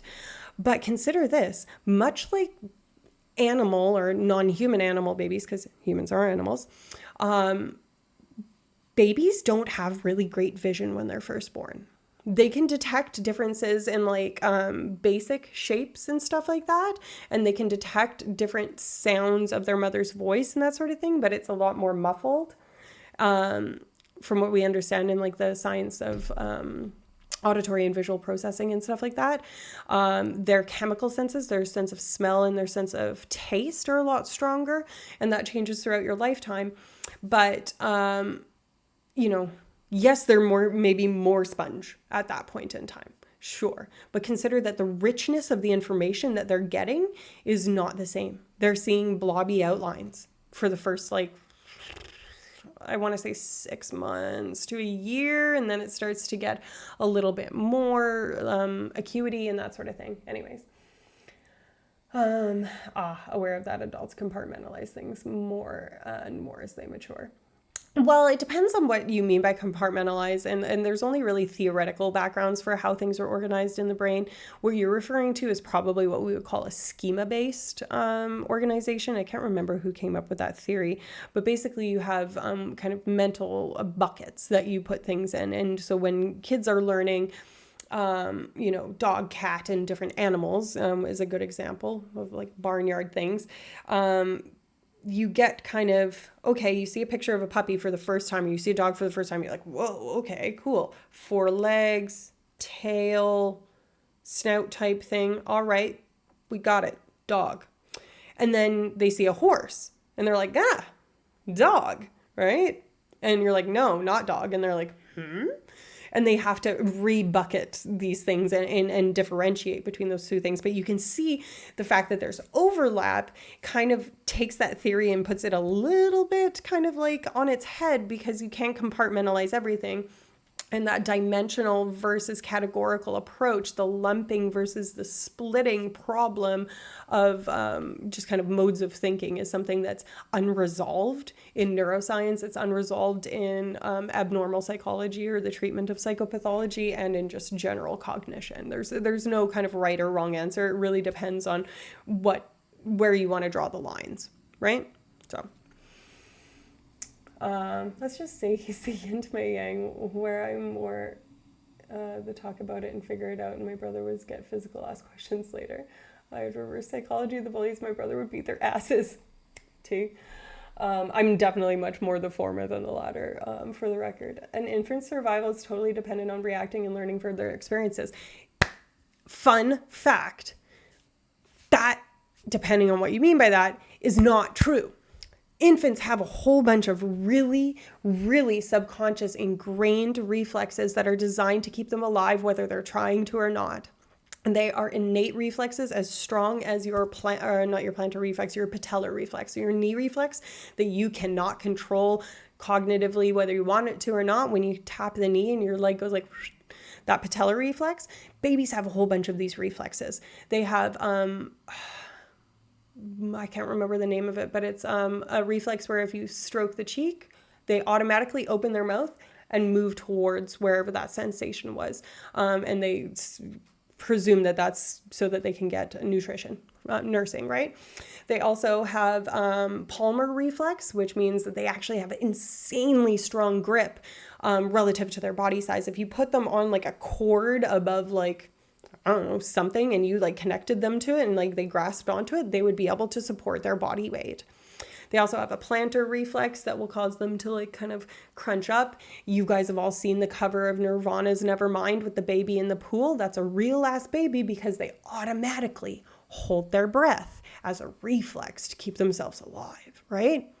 So these aren't conscious decisions by baby. These are reflexes. These are completely innate, subconscious, primal, if you will, sort of things, right? So, oh, Neil, hi. He's really mellowed out since he met his wife. She's the best thing to ever happen to him. Love my sister. That's so sweet. That's one of the things so I'm an only child, right? So Carly, my best friend that I speak about all the time, that's a paramedic. She's basically my sister. I've known her for, I don't even want to say how many years because it's going to out how old I am, but probably longer than a lot of you have been alive. So yeah. Hold on, I'm just writing something down.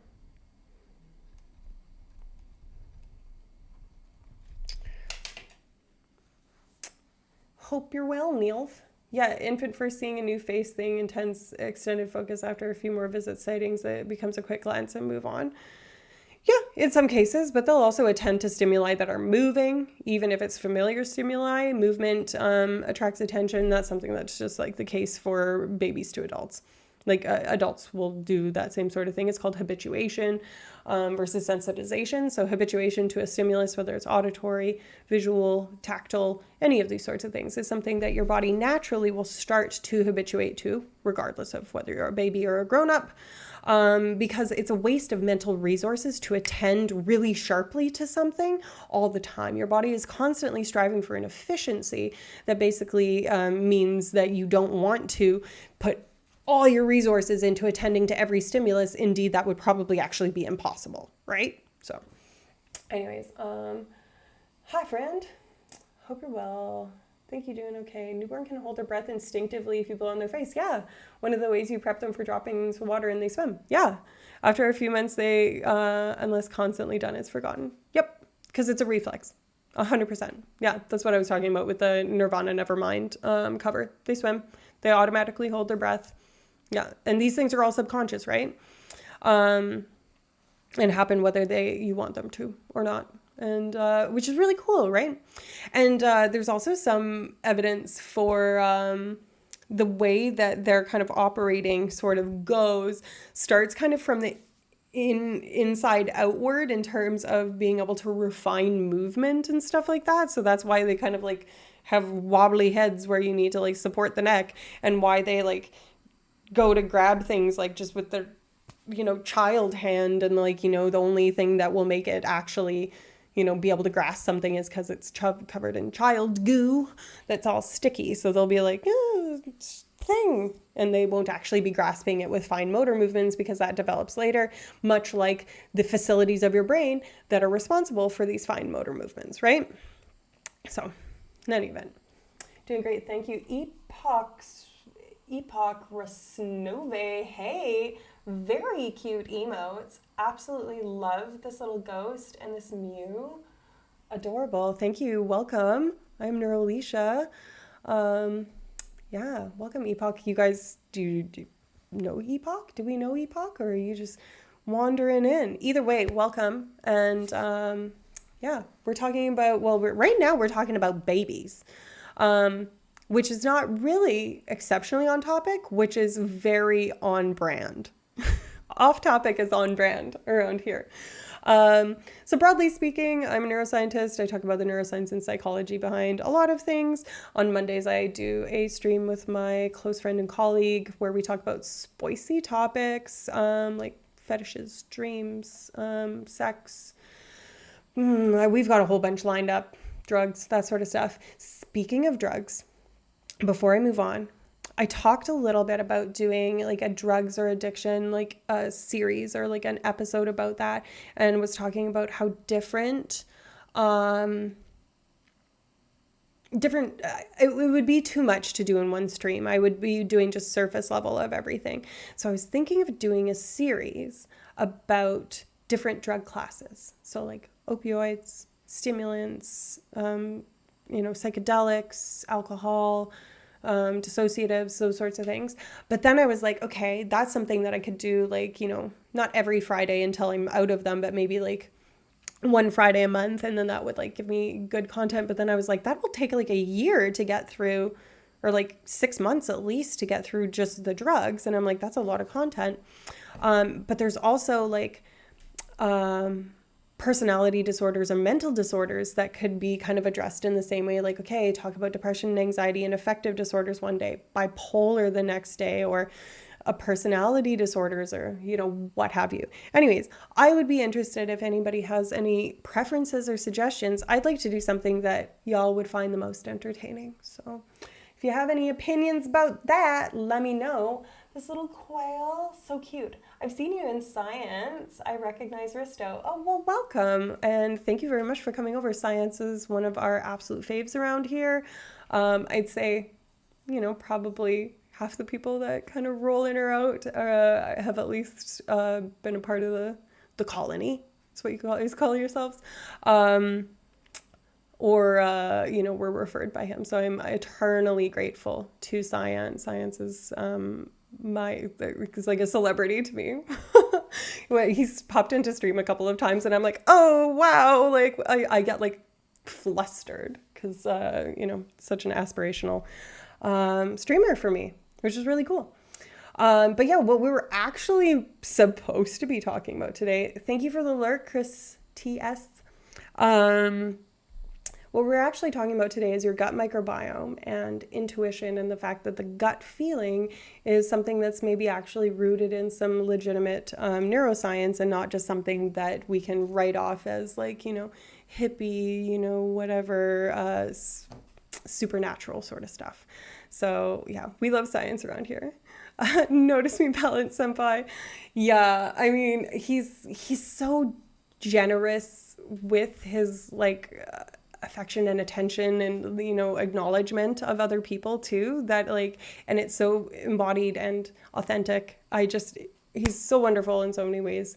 They both are really, but I frequently, as we all do, mostly see Balance since they had the baby. Yeah, so one of the things that I think is really important to talk about when we talk about intuition and feelings and emotions related to your gut microbiome is that your vagus nerve, which lots of us are familiar with, is something that goes from like all the way down at your sacrum. So like kind of in your pelvic area, it has branches and stuff like that, all the way up to your neck. And it has cell bodies kind of in your neck area. And the cell bodies are where like the mitochondria, that old powerhouse of the cell, is, and where all the genetic material is. But it's this big, long branch that goes all the way down. And a lot of people are talking now, especially in influencer, you know, psychology space, about like vagal nerve tone and vagal responses and doing all of that sort of thing.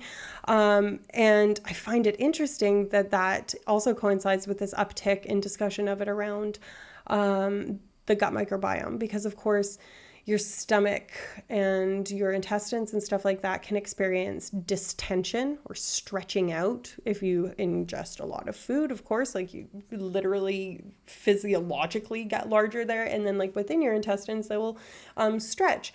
And those sorts of things will send messages to your body in an electrical way. So through an electrical signal that's super fast, saying like, okay, we are full, we cannot handle anymore, do not do this. And that signal can actually be so strong that it can actually activate an area called the area prostroma that's responsible for barfing. So if you eat enough, your body's going to be like, get it out. And that is all down to your whole digestive tract. And that being part of your gut-brain axis is reliant on the vagus nerve, primarily, amongst other things. So that's kind of like the fast path, which is what a lot of people are familiar with. It's also why if you're having a panic attack or you think you're having a heart attack and you don't have ASA or aspirin or anything like that, to give the person, of course, call emergency services and stuff like that, disclaimer. But if all else fails, get them to blow through a straw or open up a pen and give them like that part of it and get them to blow as hard as they can through as small of a tube as they can. Because what that does is it creates downward pressure on your diaphragm. And as I said, your vagus nerve goes all the way up and connects with your brain. And so pressing down on your diaphragm by blowing really hard through something causes like a downward pressure of that diaphragmatic muscle and presses on processes projecting from your vagus nerve and tells your body like something's wrong. You need to vasodilate, you need to put the blood pressure down, and activates a parasympathetic response, basically. So you can actually save someone from like an angina attack, or even potentially save them from a heart attack, in place of any actual emergency medicine that you should be doing, you know. But if for some reason you can't do anything else, you should obviously do CPR, even if it's some semblance of CPR that can be life-saving. But if they're still awake, getting them to blow through the thing, you don't want to do CPR on someone that's conscious, right? In any event, that's the same principle behind that here, is that your vagus nerve is so powerful at governing these things, and you can do that same thing to manage a panic attack or an anxiety attack, or just being acutely really activated.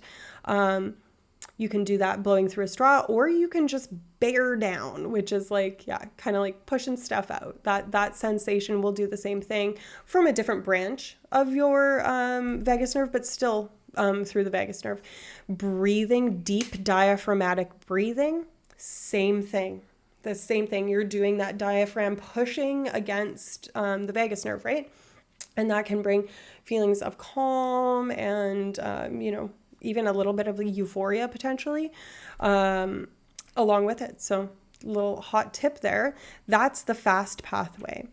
There's also a slower hormonal pathway that's related to your gut-brain axis, your gut-brain microbiota axis, because the microbiota are part of the gut, right? Like they're not one and the same necessarily, though I am kind of using them interchangeably. That axis, includes also hormonal responses. And there's two things that are primarily the hormones that drive stuff in your digestive tract and in your kind of eating behaviors. And those are two hormones called leptin and ghrelin.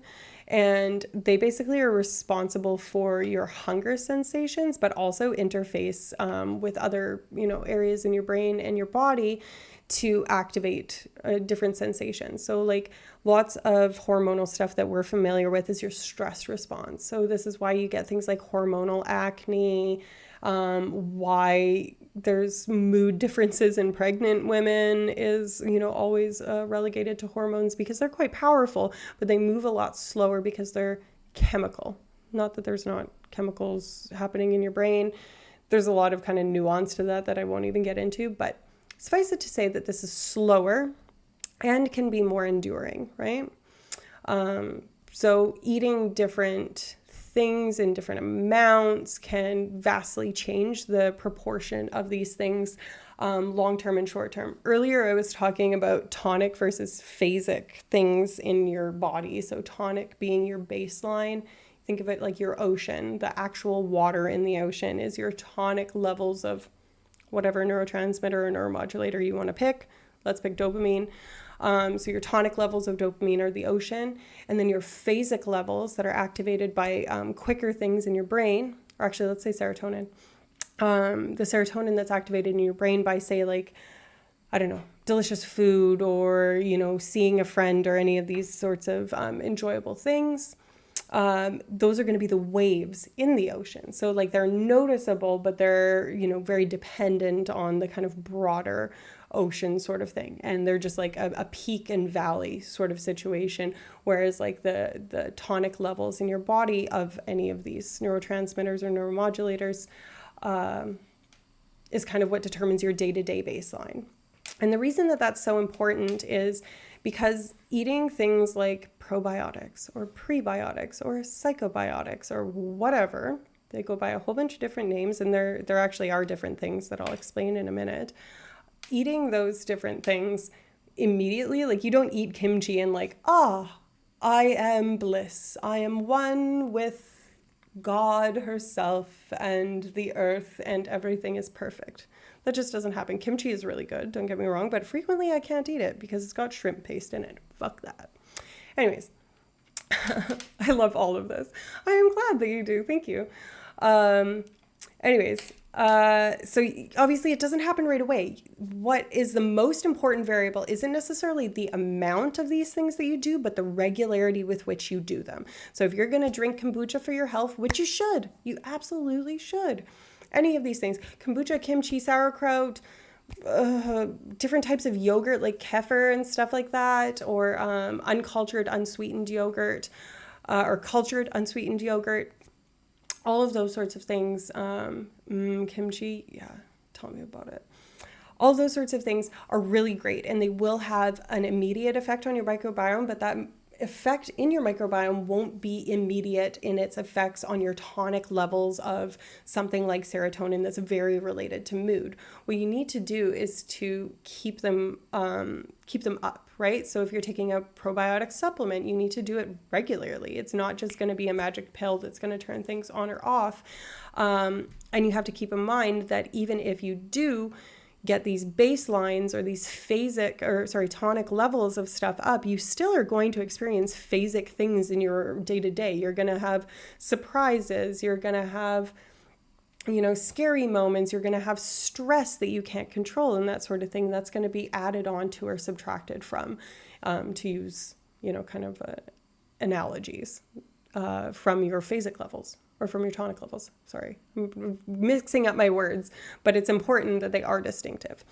And it's also important that if you're going to supplement your body with these sorts of things, that you do it with stuff that's generally unsweetened or not sugar related.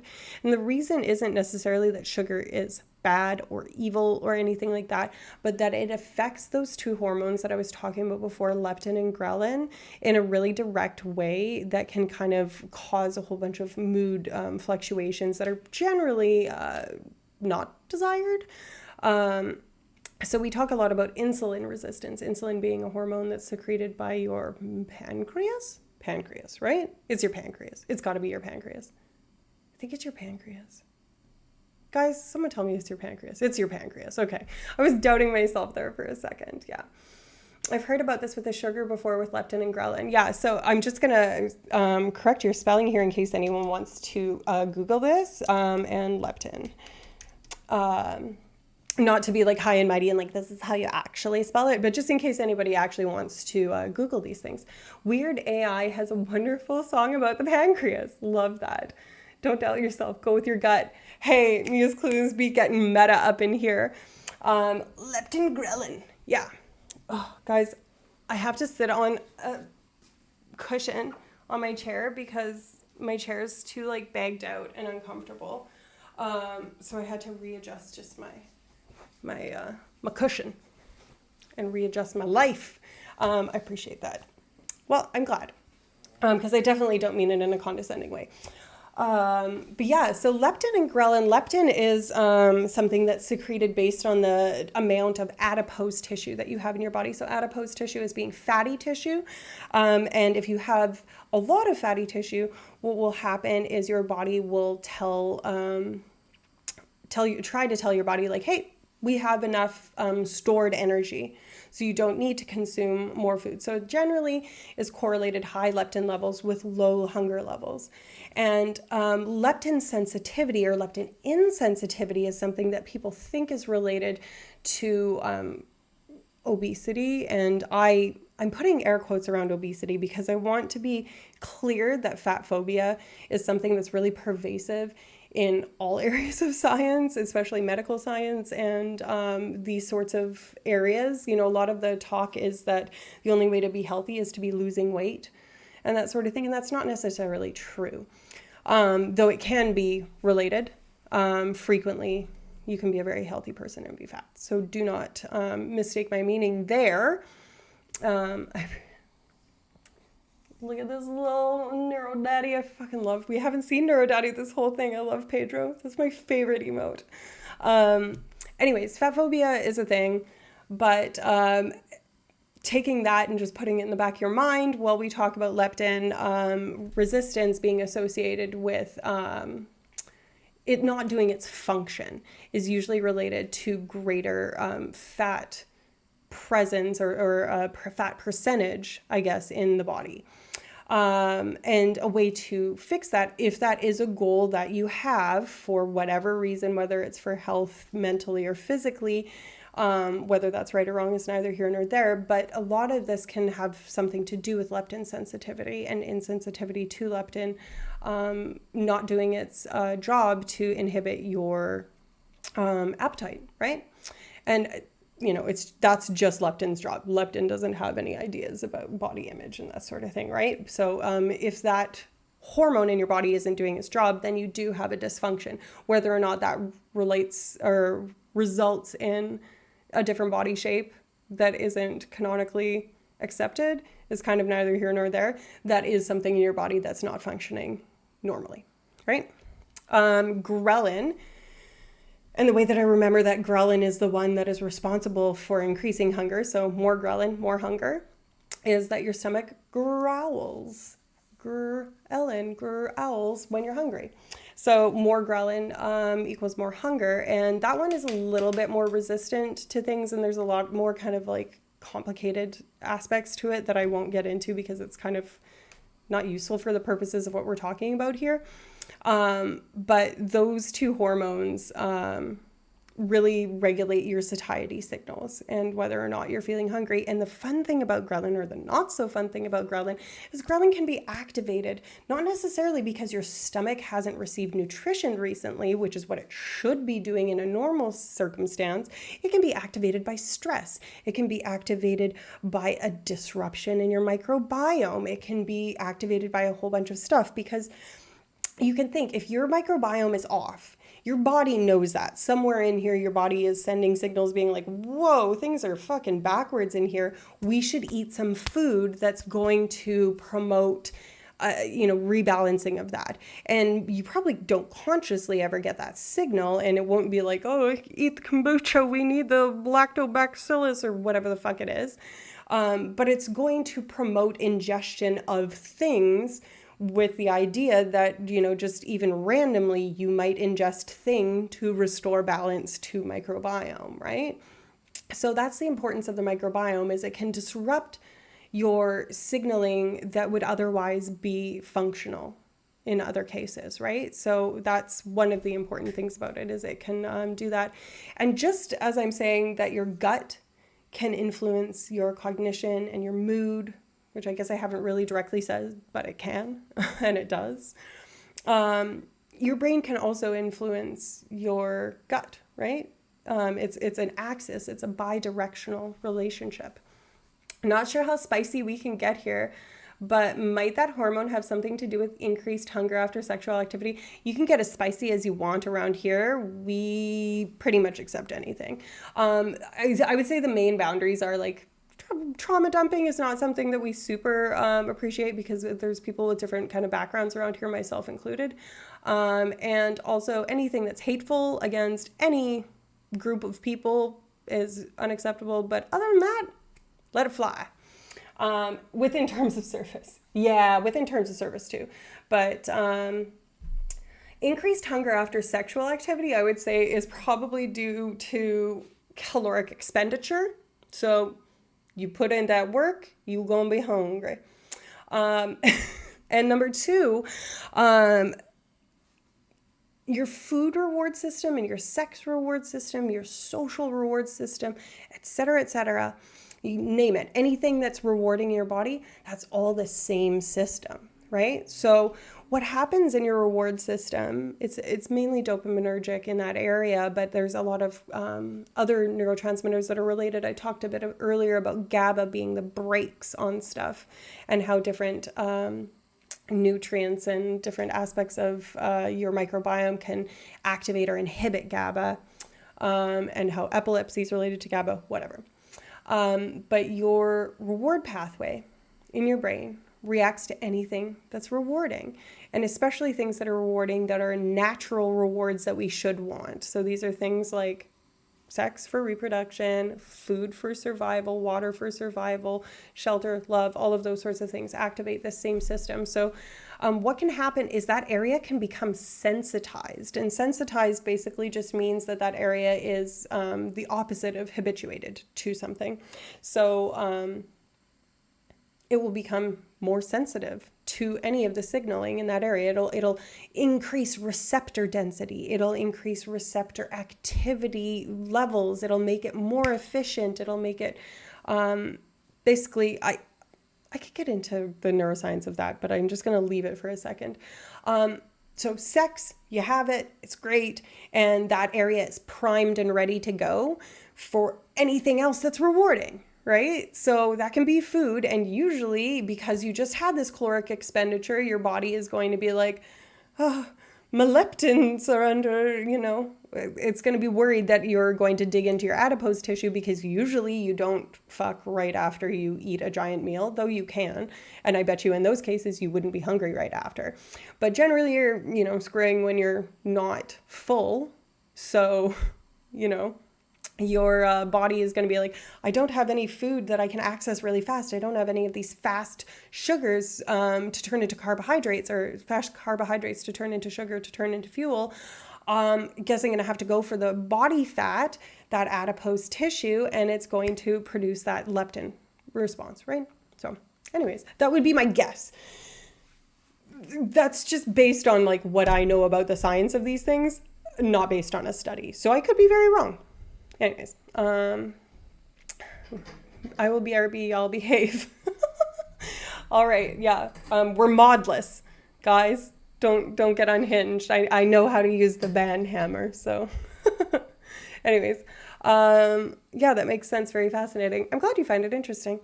Yeah, so I would think that would probably be related to it.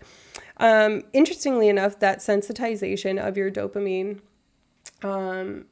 system, your midbrain, your mesolimbic dopamine system, is also what we think is primarily responsible for addiction, which is why there's things that are like behavioral addictions, like food addiction and gambling addiction. A lot of people used to think that addiction was because of pleasure, which it's not.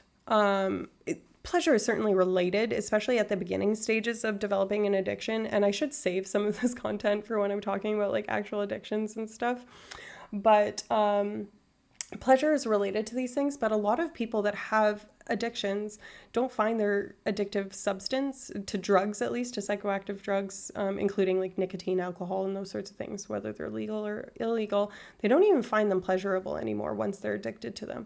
They're physiologically dependent on them. They frequently don't get a whole lot of pleasure, but their dopamine system is still very activated and related to that. And it's because it's become sensitized by the continued use of it, and is also why you can have these behavioral addictions that have nothing to do with an external drug. People are like, oh, it's because heroin feels so good. And like, sure, okay, sex feels good too, but does going on a losing streak gambling feel good? No. Does being addicted to porn feel good? Probably only at very specific times, and does being addicted to food feel good? Well, sure, there is some hedonic relationship to the consumption of food. But there was actually a really early, crude study that they did that was probably the first gastroenterological study, where there was some guy that got some injury, is like in the 1800s or one of those times when they could do whatever the fuck they wanted, and got an injury. And so there was a window basically into his digestive system. And this researcher was like, I'm just going to shove shit in there and see like what happens, like how it comes out looking, so that I can like, know exactly what this area of the digestive tract is doing. And what they found was that the person would respond to these foods in ways that's congruent with, what they would be feeling if they were eating it. So like if it was something kind of like aversive or bitter that would be like, ugh, in your mouth, even if you don't taste it in your mouth, if you put it there in your digestive tract, they would respond to it.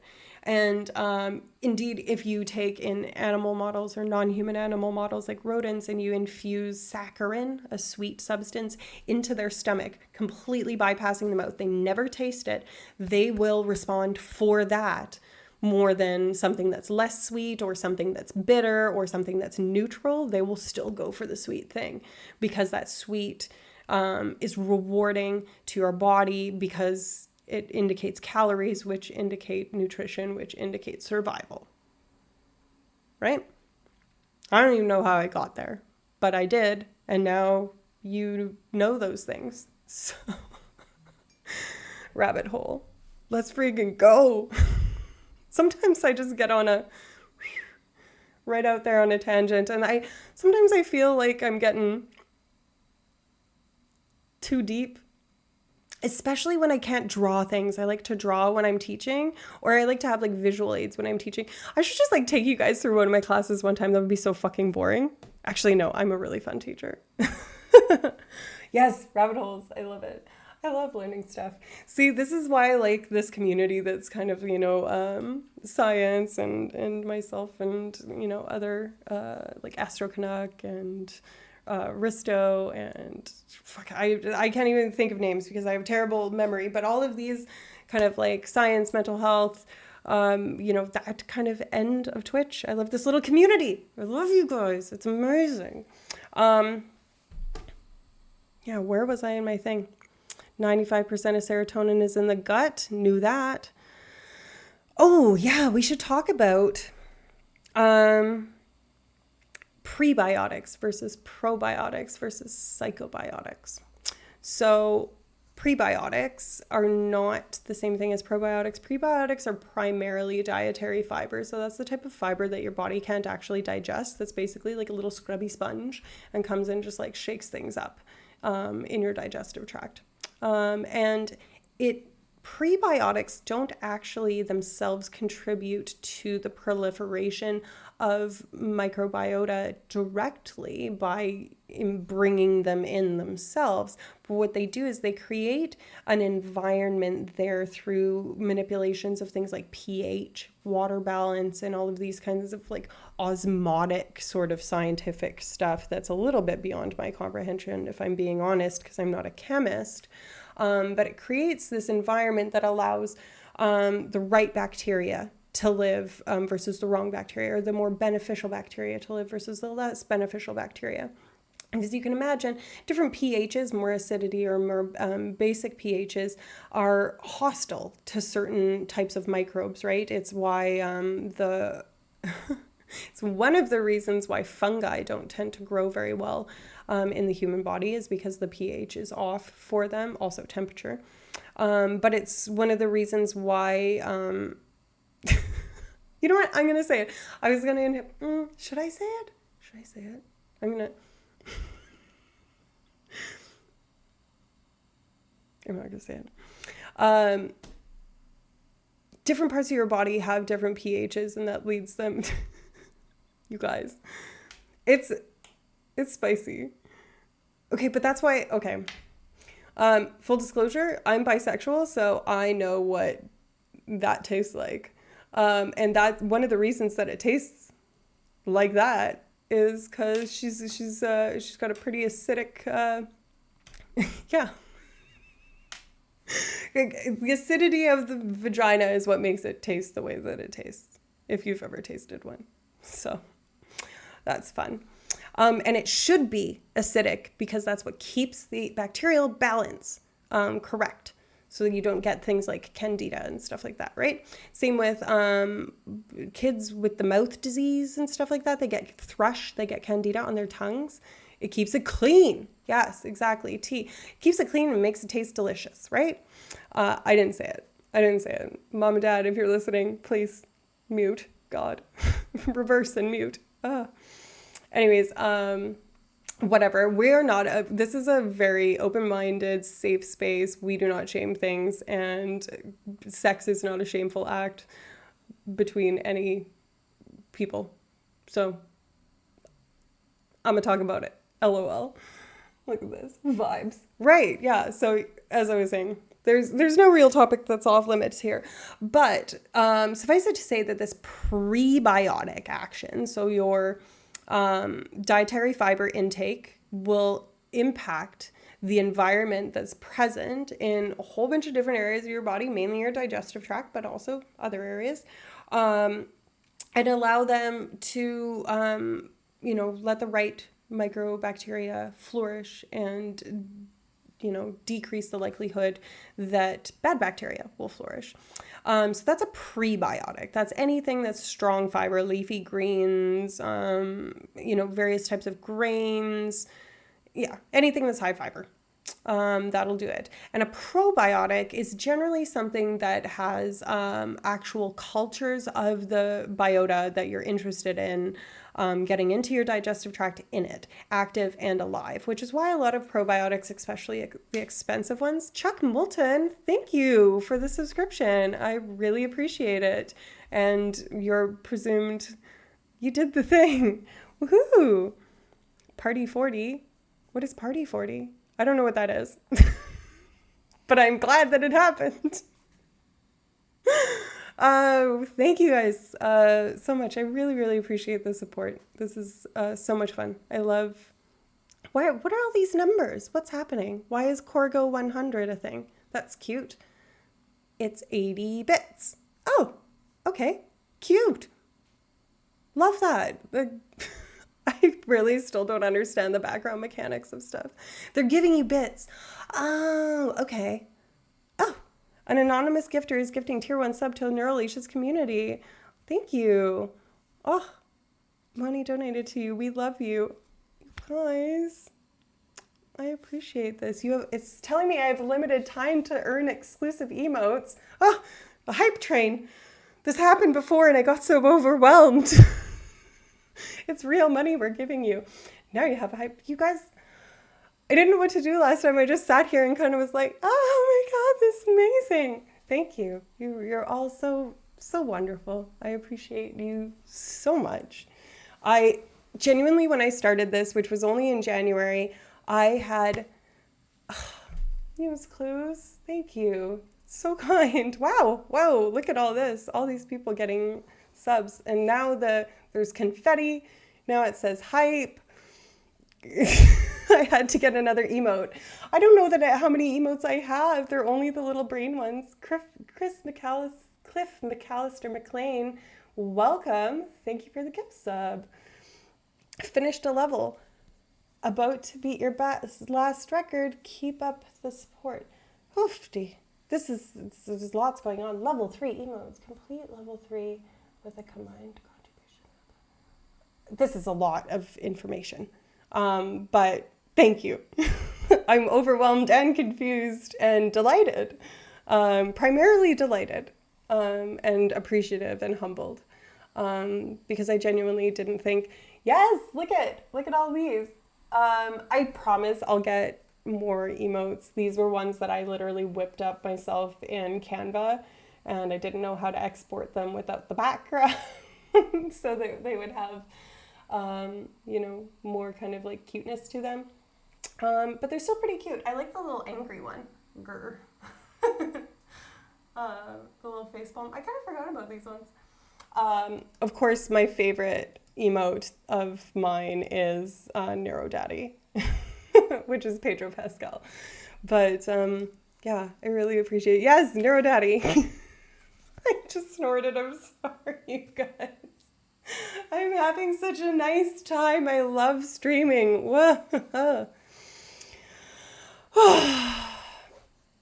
This is amazing. I had no idea it would be this good when I started. I am truly overwhelmed and I feel just magnificent in my heart. And my gut, my gut is influencing my brain, and my brain is influencing my gut right now. I have the pleasant butterflies. That's why butterflies are a thing, by the way. Just letting you know that when you feel butterflies, it's usually activation of that area, which is cool. But who knew talking about random dating red flags would eventually lead to this? Listen, I can talk more about dating red flags. Boy, oh boy. Last Friday was spicy. Risto. This man, the generosity. I appreciate you very much. Very, very, very much. Probably more than you know. I appreciate you, all of you. But, Risto, you've been exceptionally generous, and you didn't need to do that, but I appreciate that you did. This is so lovely. I don't even know how to get back on topic. My face hurts from smiling, you guys. I'm gonna. What were my other dating red flags? I've only really talked about that one awful. Like, Bristol Rock is a gentleman and a scholar. In fucking deed, he is. Yeah. Bravo. Just, yeah. You guys everybody here is a scholar. Honestly, if you're listening to me and you even like 1% care, boom, scholar. Psh, dump on it, We were talking about prebiotics, probiotics, etc. So back to intuition and the gut. And look, your little emote. I love that one. It's so cute. There we go. You're incredible. Make me blush. Or gentle them, gentle madam. Gentle them, gentle madam. Don't actually know how your identifiers, friendo.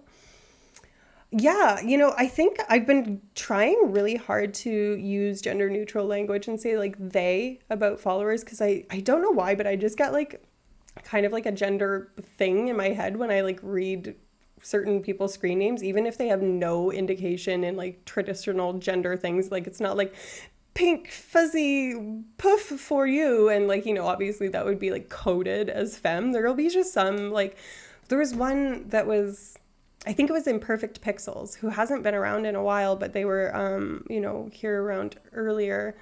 Dougylicious. Y'all be crazy. Okay, Hype Train. Yeah. I'm overwhelmed. I'm speaking in tongues. You guys, my face is hot. Like, actually, I don't know. I genuinely didn't think when I started streaming that it would be like this. I thought it would be a lot more like dry, and that like my personality would not be as much of a part of it as it is, which is kind of nice. It's very validating, I have to say. Look at all these neuro daddies. So cute. Who's this? Oh, it's a Tortork or whatever. I can't remember what that Pokemon name is, but cute little heartski. Yeah. I mean, Muse Clues probably knows the best how different maybe the content is. I don't know. How different is it from when I first started? I try to be as real as possible because I think that there's like one of the things that my goal always was with any of the psychoms that I was ever going to try before I decided on streaming was to try and make it relatable, use the right words and talk about real research, but make it accessible and make it interactive and make it like safe for people to ask, like, a dumb question, which everyone always says there's no such thing as a dumb question, which isn't true, but it's mostly true. Usually questions that come out of genuine curiosity are never bad questions. Questions that come with a nefarious desire behind them sometimes can be bad questions, but yeah. BDSM Torkel. Why is he BDSM? He got a little whip. That's cute. Work. I mean, were you there? Were you a follower when we had the fetish episode of Vulgar Science? That was so interesting. We should do a BDSM episode, hey? Oh, you guys. Mark your calendars. Save the date because, you guys, I have my first guest person gonna be in the stream, and it is gonna be so much fun. So it's going to be, hold on, I'll tell you when. Pause, please. Everyone, just have a little sip of water. Get some hydration just while I look up the date. Lovely. My stickers are falling off, by the way, Doug. I didn't stick them properly, for fuck's sake. Can't do anything right. No, I'm kidding. There's no wrong way to stick a sticker. As long as you enjoy it while you're doing it right. And you should always stick your stickers. Don't save your stickers, stick them. Get the joy right now. There's no tomorrows, guaranteed. Okay. The 15th of May, I will be having a person on the stream who has been in emergency medicine for 8 years now, in a major city in North America. She is exceptionally smart and talented and wonderful, and just so happens to be my very best friend in the entire fucking universe. So you can count on chaos. As much as Layla and I talk about chaotic things and are open-minded and no holds bar and any topic goes, if you love that, you're just going to get even more of it because she's my best friend ever, ever, ever. So I'll put it in the Discord if I ever remember to do any of those sorts of things. But May 15th, I'm going to be back home in Alberta, and I'm going to be at my mom's house, which is going to be bizarre. And we're going to talk about how working in emergency medicine and being exposed to those sorts of traumas can affect your brain. We're going to talk about night shift and how that can, working odd hours can affect your brain. She's going to talk about her own personal experiences. She'll answer any questions that you have. She'll talk about calls that she's been on, maybe a little bit of content warning. It's hard to say exactly where it's going to go because I'm not going to make it super structured. I will bring a little bit of research about, people that work in that industry and the exposure to traumas and stuff like that. But I think it's going to be a really cool episode, and it's going to be the first one that I have someone that's not Layla with me. And yeah, it's going to be really cool. Ooh, look, we received a level 4 hype train emote. Haha, look at this little guy. That's really cute. Haha, choo choo. Cute. Anyways, oh my god, I feel this so much. The stream is more structured and on topic now. Yeah, I think I research them a little bit more now too. I teach 4th grade, and so I do so much to make sure I create an environment where my kiddos can take risks and ask questions. Yes, take risks, ask questions, make mistakes. That's so admirable of you, Epoch or however you pronounce that. I think that's great. And if there was more teachers like you in schools throughout like the entirety of the levels, and there was more kind of, I guess, patience for, alternative viewpoints and frustration, and more curation towards open-mindedness and tolerance, that we would be in a much better place in this world. But unfortunately, people like you and I and, this community are more the exception than the norm in a lot of cases, which is why I'm really grateful for a place where a community like us can congregate, for lack of a better term. I guess we are congregating, but I don't mean that in like a religious sense. But it's nice to have something that can bring like-minded people together and broaden others' horizons, where, I can go on, an astronomy-based science thing, and I know jack shit about it. But now I'm talking to my dad. I'm like, oh, I was watching on the stream the other day something about the shuttle launch that was just supposed to happen with He Who Shall Not Be Named's little star quest or whatever. Anyways,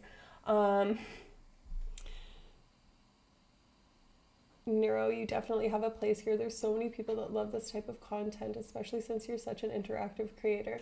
Thank you, Risto. That's exceptional. I love hearing it, and thank you very much. We need to get you channel point redemptions. Yeah, I need to do a lot of things, but it took me, 3 weeks to even try and get music on there, and now it sounds like a 15-minute elevator of fucking doom. I'm so sorry, you guys. Would you rather have it be silent? I can get rid of it immediately. Anyways, I'm waiting for the day her students stumble in here. Well, fun fact, there's some research assistants, like some undergraduates in the lab who have come in. They're not my direct, my students that I'm teaching actively. But I don't know. I wouldn't be bothered by it. Will you still be dry at that point? Probably not. Probably not. I'm 87 days dry, clean, whatever, all things. I'm going clear. No, that's Scientology. Fuck that. But anyways, so many points to use. Same. May 15th, got it. I worked night shift for many years and it messed my circadian rhythm up so bad. It took me so long to get readjusted to normal rhythm. See, and that's something that's really important to talk about. And another guest star that we want to have on, especially on Vulgar Science, is another coworker of Layla and I's, Ellery, who is a circadian scientist, and she's looking into how circadian rhythms and the timing of things in a circadian clock can affect pain. So like if you have surgery in the morning versus the evening before or after your sleep cycle, how that affects healing and pain specifically, which is really interesting. Pardon me. Choo choo. Oh, I said that. I'm such a loser sometimes. My dad's a firefighter and I know he's definitely seen some things. That's really interesting. Maybe has he told you stories? You could probably share them on that day if you happen to be at the stream, which I would love it if you were there. No pressure though. Micro napping to cope with poor sleep and possibly the single biggest cause of vehicle accidents, ? You might be right, Christy.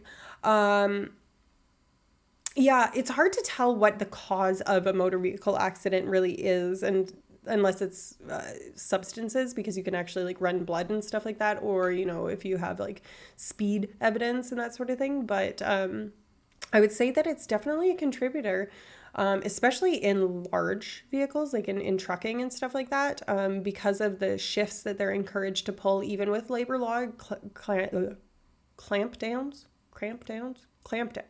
even with labor law clampdowns about people in the trucking industry not wanting to or not being encouraged to drive when they're tired and stuff like that. Like now there's laws about like how long you can drive for without needing to be taking a rest, otherwise you're breaking the law. You know, even with that, there's still a lot of impact on those sorts of things. So I think probably the tiredness in those cases would be pretty impactful. Not in a religious sense, be careful. Cult mode activated. Honestly, if it's a cult of kindness, let's start it. Cult of kindness, cult of curiosity. Boom. That's it. Welcome to the sewer cult of all the rats. Rat. This is 69. We named her when we got 69 followers. That's how inappropriate this stream is for anybody that's new, is just all of my follower goals, save for 182 and 420 are, and I don't even smoke weed, but I just want the most inappropriate numbers. This is my other rat. All the rats. The sewer of knowledge, the sewer of curiosity, the sewer cult. Yeah, anyways, there's going to be a new Teenage Mutant Ninja Turtles movie. Did you guys know that? I'm very excited about it. You will get your groove in time. Yes, they will. Groove is in heart. Oh, wow. Did you interact with the larger science community on Twitch? The Knowledge Fellowship?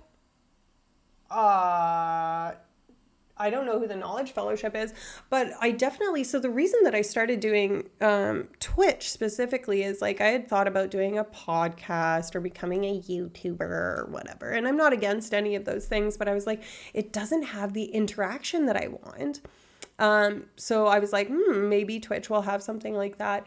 And that's how I found science. And I was like, holy shit, these people are doing exactly what I want, albeit a little bit more in the PG end of things, which, you know, I think is delightful and wonderful because it makes it accessible for people of all ages. But of course, that's just not my style. So I was like, I want to do exactly this, but like in my tone kind of thing. And the fact that that's how I discovered them, and through them is how I've discovered almost all of the science and tech people that I follow. But honestly, like when I go searching just of my own volition, just with keywords and stuff like that, I get like bizarre stuff and frequently stuff that's not in English. So yeah, sucks to suck, I guess, right? But if you have any suggestions, please drop them in my Discord so I actually remember to follow them and stuff like that. Because I'll forget if you put them in here. I write them down on stuff and then I just like look at that note and I'm like, what does that mean? Anyways, gotta make a phone call. I'll be back. See you in a minute, Risto. Not many people realize that if one doesn't get enough sleep, the mind will shut down for split seconds to get a rest. Most people have no idea is happening to them. Yeah, you know, and I don't know how much you actually lose consciousness versus you lose attentional power kind of thing, right? So the more tired you are, the more hungry you are. Oh, I wanted to talk about leptin and ghrelin are why you get hangry, by the way. That's a thing. Anyways, when you're lacking sleep, when you're lacking energy of any kind, so if you're people get dizzy and low blood pressure if they're starved kind of thing, if they're in a fasting state, if you're in a sleep deficit, your attention is far worse, your reaction time is far worse. So it doesn't necessarily mean like people that are getting in motor vehicle accidents or any other types of accidents when they're low rest that they fell asleep at the wheel. It can just be that your reaction time is just as shitty when you're tired as when you're drunk in some cases. Not like falling over drunk, but like it's peripheral vision, it's ability to react, and reaction time and stuff like that. So anyways, that's the thing. Nice. Wait, what's 182? Big Blink 182 fan. Got it. Vulgar Science, love that concept. Yeah, stop by on Mondays. If you're into the Vulgar Science thing, we actually this coming Monday, I'm going to be by myself. It's going to be just little me again. So you won't get the typical Vulgar Science because Layla is in California at a science conference and visiting some family. But I'll come up with Chuck Moulton. Thank you for the follow. I appreciate you. Yeah, so Vulgar Science, we usually cover sometimes not explicitly vulgar topics, though we have covered vulgar topics previously. But usually when we do talk about things, it ends up being some stuff going on outside. Sorry, that was very distracting. It usually ends up being a little bit spicy anyway. And as I said earlier, pretty much any topic within terms of service and within respect of other people and their kind of boundaries and stuff like that, and respecting other people just generally as human beings. No hateful stuff. Anything goes. So if you have a suggestion for what you want me to talk about alone on Monday for my little solo Vulgar Science, let me know. I have a couple ideas if no one has anything that they want to talk about, but it could also just be kind of like a freewheeling and dealing one. I don't know.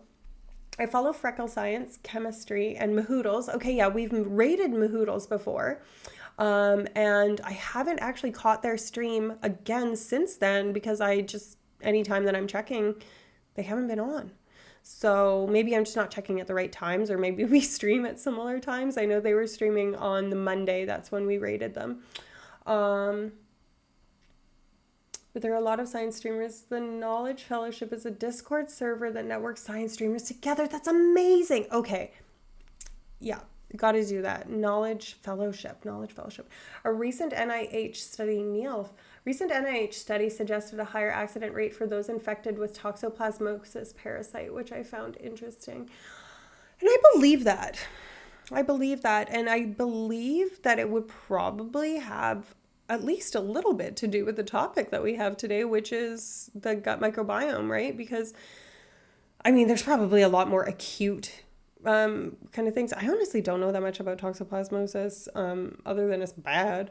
But, yeah, that's interesting. I haven't, what else? Can you give us a bit more rundown of the study, Neil? Freckle Science. An experiment we did when doing psych training was on sleep depth. One of the things we did was the Leonardo thing, hold something while awake and count how many times we dropped it in a set period of time. The longer our sleep depth, the more it happened. Huh. Interesting. I've never even heard of that. But that's kind of interesting. I mean, like, I guess it would be like what a proxy measure for like sustained attention. Sustained like abilities, sustained activity. I was a dangerous teenager. ADHD and poor sleep schedule put me into 9 car wrecks everyone in here be in car wrecks. This is like a thing in here. 9 car wrecks for the first 2 years after I got my license. Jesus. I'm always down to learn more about kinky science stuff. I don't know what I might want to ask, though. I'll think on it. Don't post links in the chat. Yeah. I think, I don't know if Doug is, oh yeah, Doug is here. He's back. Yeah, you can send it to Doug. Dougylicious, if you want. PubMed. All right, let's open it. Guys, we're going to do it together. Haha. How exciting. Whomst and where? Experimental parasitology, I would guess. Oh, yeah, that's what it is. Okay. 2018. I don't know where these people are from. Expand the affiliation. Toxoplasmosis Research Center in Iran. Okay, cool. So an Iranian group of researchers. Toxoplasmosis is a prevalent infectious disease. Although most people infected by Toxoplasma gondii are asymptomatic, evidence has suggested that this disease might affect some aspects of a host's behavior and associate with schizophrenia, suicide attempt, and changes in various aspects of personality and poor neurocognitive performance. So this wasn't done by NIH, if it's from these guys, so a bit of a miss there. Traffic accidents. In this regard, the study aimed to provide summary estimates for the available data on potential risk. Okay, so it's a meta-analysis. So when people do analyses like these, so they use search terms and they usually label their search terms and their databases. And this is what's called like a meta-analysis or an analytic review or, that sort of stuff. So it looks like they narrowed down out of 1,800 and some 9 studies were eligible for carrying out the systematic review. So the data that they're presenting here is based on 9 studies. And reviewing these results indicated that 5 out of 9 of the studies reported a significant relationship between toxoplasma and traffic accidents. Additionally, data related to gender showed significant differences between infected control men and women. Okay, they don't say what the sex difference is. That's not ideal. Interesting. I wonder, can I get full text? Let's see.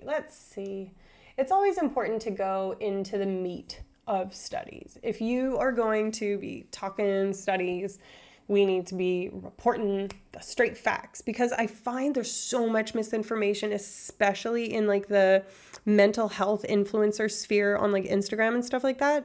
I get so many people, lots of my close friends asking like, is this true? When they see like, ADHD, people with ADHD have a lower threshold for injustice, and people with ADHD are like, oh yeah, that's totally me. When I see people being mean to other people, I'm really sensitive to it.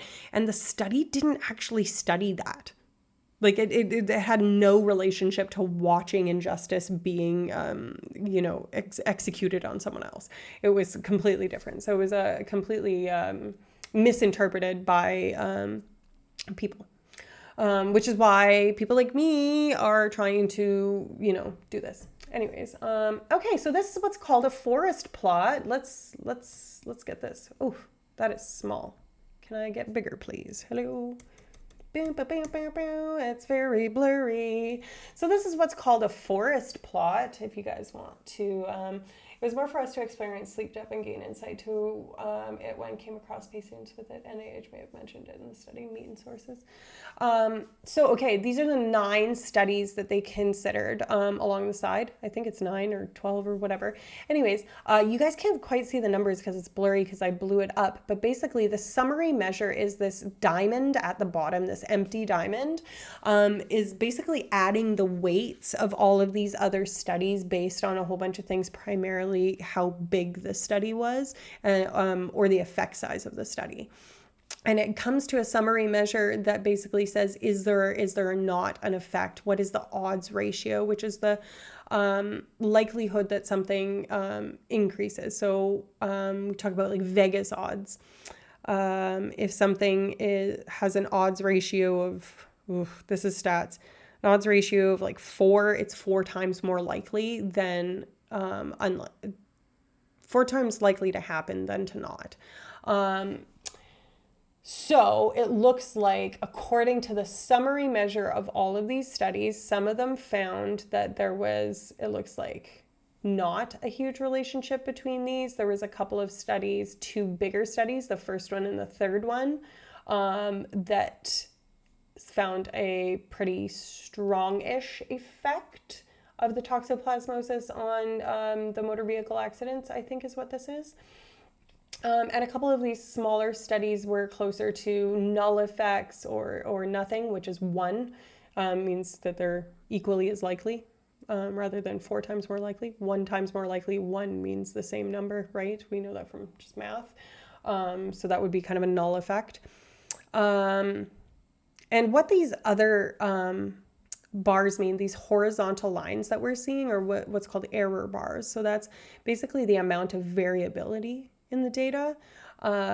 So you can have an average, right? The problem with averages, lots of people, especially in the lay public, like to talk about averages and use them as a representative summary measure, which is sometimes a very bad misinterpretation, because an average is really swayed by outliers. So when we looked at that graph and we saw some of those lines were really long and some of them were really short, a really long error bars indicates that there's high amounts of variability in the data.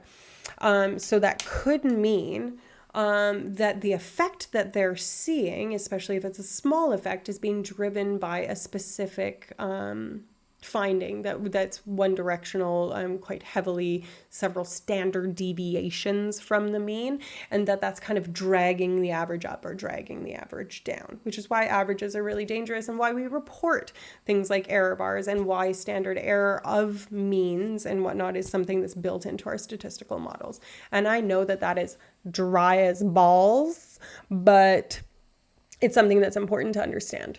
Along with spurious correlations, right? Which these could very well be. You would have to look at the actual science of each of these studies to make sure that they are actual, like, you know, they're all going to be correlational, because I presume that even in Iran, it is unethical to give someone toxoplasmosis and just follow them around while they drive.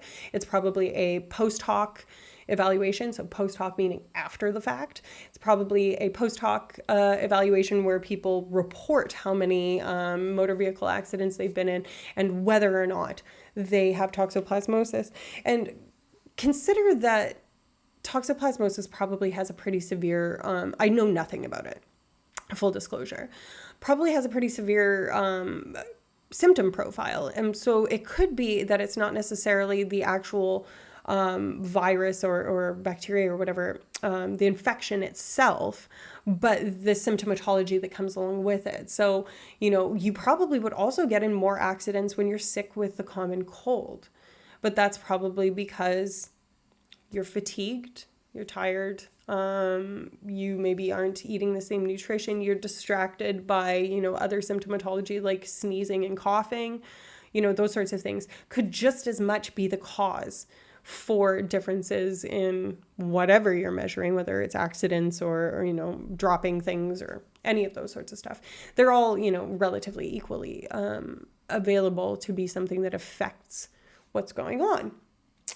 So yeah, keeping that in mind, spurious correlations are a thing. If you ever want to just have a fun time, looking at spurious correlations is a fucking blast. I can't remember if it's just called spurious correlations. Spurious meaning dubious, meaning like sus. Correlations. I'm gonna see if I can find the website. Okay, yeah, I think it's just, is it spurious correlation? There's something that has funny ones.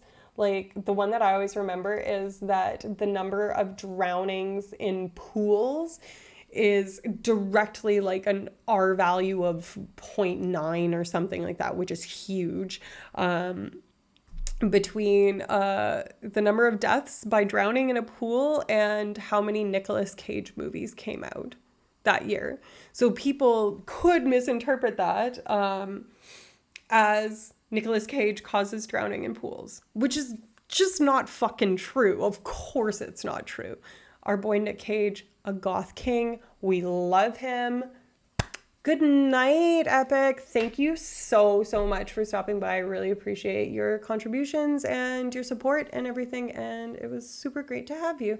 Sleep well. And I will have a fantastic rest of my stream. Jesus Christ, the time has flown by. It is almost 11. It is almost time to end the stream. On that note, I won't end. I've got another like 10 minutes. But if anybody has great ideas about who to raid, you can drop that in the chat, please. But yeah, thinking critically about correlational data is really, really important. Maybe things like toxoplasmosis or other disorders, or not disorders, other infections or affective kind of conditions happen at certain times of year. There's also more motor vehicle accidents after daylight savings time is implemented, right? And that's because there's a shift in our circadian rhythms. The daylight is different than what we're used to and we haven't adjusted yet and stuff like that. But is it the clock's fault because it's an hour off? No, but that would be perfectly correlated with these things if you think about it, right? So we have to be really careful about those sorts of things and think about alternative explanations and, variables, confound variables or confounding variables is what we call those in science. Variables that could very well explain the differences that we're seeing that are not included in our models. Which is why the scientific method includes controlling for as many things as possible, and why things like animal, non-human animal, and rodent preclinical models are so valuable, because we can control a lot more about the life of an animal than we can about the lives of human beings. In fact, we can't, we can't control the lives of human beings, right? But we can determine, okay, this mouse is going to be raised only with its male siblings, for example. We could very easily do that. Give the females to a different mother that's nursing and, they'll be raised perfectly fine. It's not like we're killing them, though some people, do that. It depends on where you're working. But you could control that. And you could, explore the behavioral differences there. And you, of course, would want to control for everything else. We can control their diet. We can control their light dark cycle, like when the lights come on in the morning versus night and how long that is. We can control how much access to water they get. We can give them a high fat diet only. We can give them a high sugar diet only. And we have all of these amazing controls that we just don't have in human beings, which is why translational science is very important, something that tries to bridge the gap, because of course when we use these preclinical models, well, we can't tell if mice are depressed. We can't be like, here's a survey, can you please fill out this form so that I know if you're depressed. We only have depression like behavior. So that's the flaw in animal models. And I could go on about this forever because science is my passion in life.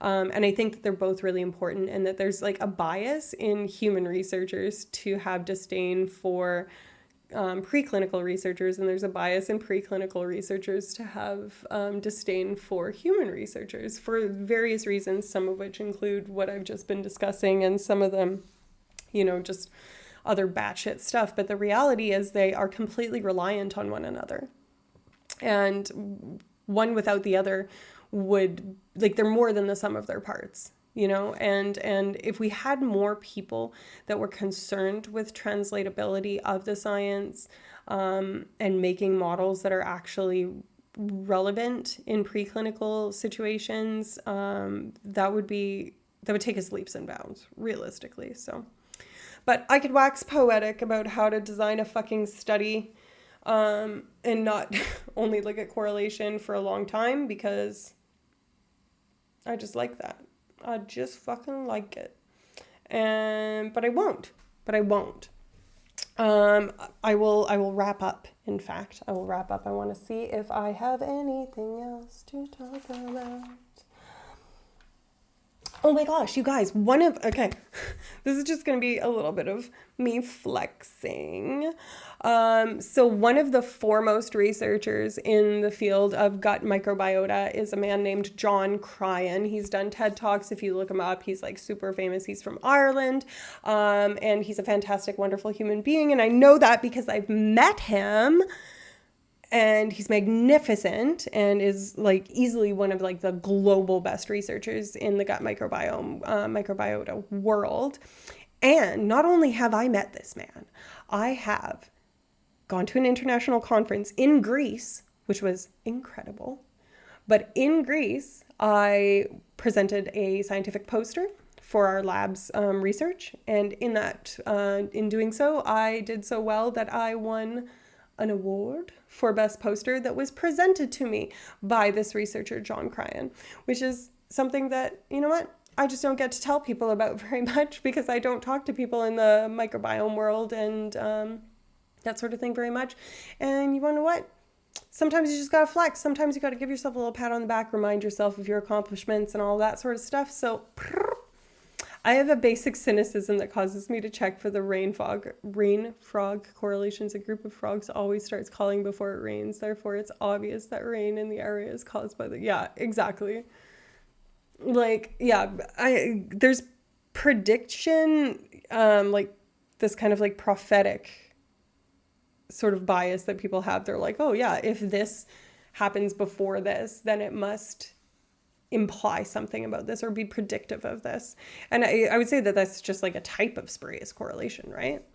But yeah, I think that that's the problem with lack of science translation to non-academic circles and, you know, using jargon and that sort of thing and, you know, being closed-minded and disdainful and pretentious and that sort of thing. I think that's why there's no place for that, because that's how we get into dangerous misinformation sort of areas.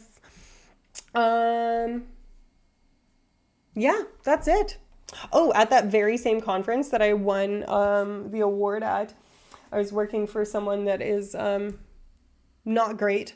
I don't work for them anymore. I don't have any associations with them anymore. But as you guys know, I like to show my stomach. I like to wear crop tops. I like to dress a little skanky.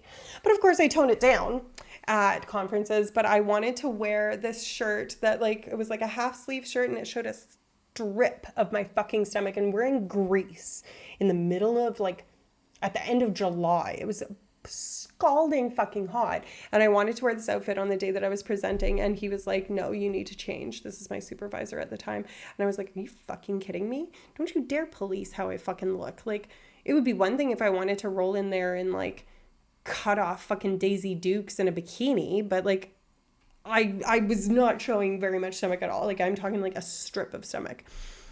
And then I went on to win an award that night, and I'm guessing it had nothing to fucking do with what I wore, because I actually did end up changing. But then I accepted the award in, I'll show you the outfit that I accepted the award in, and it's pretty hoary, and I'm fine with that. Boom, there's John Cryan, there's me accepting the award, there's me in that short skirt, and I did have that shirt tied up until I went to accept the award. And then I untied it, and then I immediately went and tied it back up. And then this is how amazing these conferences are, is we were dancing in the literal streets. These are all like a whole bunch of old neuroscientists in the literal street and the stopping traffic and stuff like that. So that's fun. And that's why I love conferences, because it's basically just a big party. Or reading research without understanding fully what is being reported. Glances at some media. I mean, realistically, I just did that right now, right? Like, you reading the minutia of every single study, I think is overkill. And no one could ever do that, but yeah. Oh gosh, very unscientific. You couldn't possibly be good at science and slutty at the same time, could you? No. I've never seen you with a shirt that long. Never in your life. I know. It's because I don't wear them. It's because I don't own them. I have a couple, but like realistically, this is one of my shorter ones, but like, you know what? Wear the fuck what you want. Get your gut out. Put your gut on display if you want to. If you don't want to, don't. But don't comment on other people's fucking bodies and other people's fucking looks. This same supervisor that told me to do that once told me, I was like, oh yeah, blah, blah, blah. I was at the gym. He's like, you don't look like you work out. And I was just like, fucking excuse me? And this was really bad because at the time I was suffering from an eating disorder, which I am now long since in remission of. But like, That is why you don't comment on people's bodies. That sent me into a fucking tailspin. I starved myself for fucking weeks after that because he had the audacity to comment on my fucking body. Nuh-uh, not today. See, I got real fired up. And now I'm like, I could go on forever. Boop, boop, boop. Normally you don't even cover your shoulder. I know, so I try and balance it out. If I'm gonna give lots of stomach, I give less shoulder. Unless I'm going out, in which case it's fucking no holds barred, right? I know, right? Although I've been known to take advantage of being from a minority group and remove my glasses and faux mouth breathe. I put on glasses when I go to conferences. I take advantage of every cognitive bias that exists. If there is a cognitive bias that I can manipulate or extort or benefit from without hurting other people, I should be very clear about that. But like, you know what? If the fact that I'm charming makes it so that someone listens to my science a little bit better, then you better fucking bet your ass that I'm going to flip my hair and bat my fucking eyelashes. Abso-fucking-lutely. If I want to look more smarter, if I want to look more smarter, put on my glasses for seeing betters and stuff. But seriously, when I give presentations, I put on my blazer, but I try to not look too like, I really want to look like I put together and stuff like that because that looks too try hard. So I wore ripped jeans and a sweet corduroy blazer and looked like chic, cool, cash, but profesh, put together kind of thing at this conference. And I was like, I look awesome. I look amazing. And that's all there is to it. So exactly, let alone anyone. Any questions? Oh, not you. Yeah. I mean, we talked a little bit about this in the communication episode of Vulgar Science last week and being able to kind of manipulate your audience a little bit. And I use manipulate in not a malevolent kind of way, not in like a nefarious sort of way, but in, you know, walking into the room and bringing in energy that you want your audience to reflect back on you. You can do this in any conversation. If you walk into a conversation, especially with curiosity, I find that that's like the baseline, the thing. If you can bring curiosity to every aspect of your life, you're always going to come out better for it, right? Even if you're pissed off and someone's driving you absolutely bananas and you're like fumingly angry because they've done something that like just fundamentally like hurt you or whatever. If you get curious about, hey, why'd they do that? Which is difficult. I am not saying this is easy. But if you get curious, like, hey, why did they do that? Frequently you'll come to, they didn't even mean it. You know, they didn't mean to do that. And that can diffuse things for you a little bit. Or sometimes it's they didn't even mean to because they're not paying attention. Now I'm even more pissed off, which is, you know, the danger of that. And that's why you have to be self-aware and be able to self-modulate and that sort of thing. But, you know, maybe you're falling victim to the fundamental attribution error, which is a cognitive bias where people tend to think that if you do something bad, it's because something bad was happening in your environment. You're having a bad day. That's why you cut the person off in traffic. But if someone else cuts you off in traffic, it's because they're a bad person. You're attributing the situation, the action, to the person versus the situation. And we tend to blame others and when it's negative and take credit when it's ourselves. Anyways, I could go on about that forever. I've thought about doing an episode about cognitive biases, but I don't know. Maybe I will. If anyone has any ideas that they want to put in the Discord, then do that. Who should I, what do you call it? Spam or raid spam. Let me open my ting, see who's live right now. Unless anyone has suggestions of people that might be cool to encounter that we're not familiar with, that'd be cool.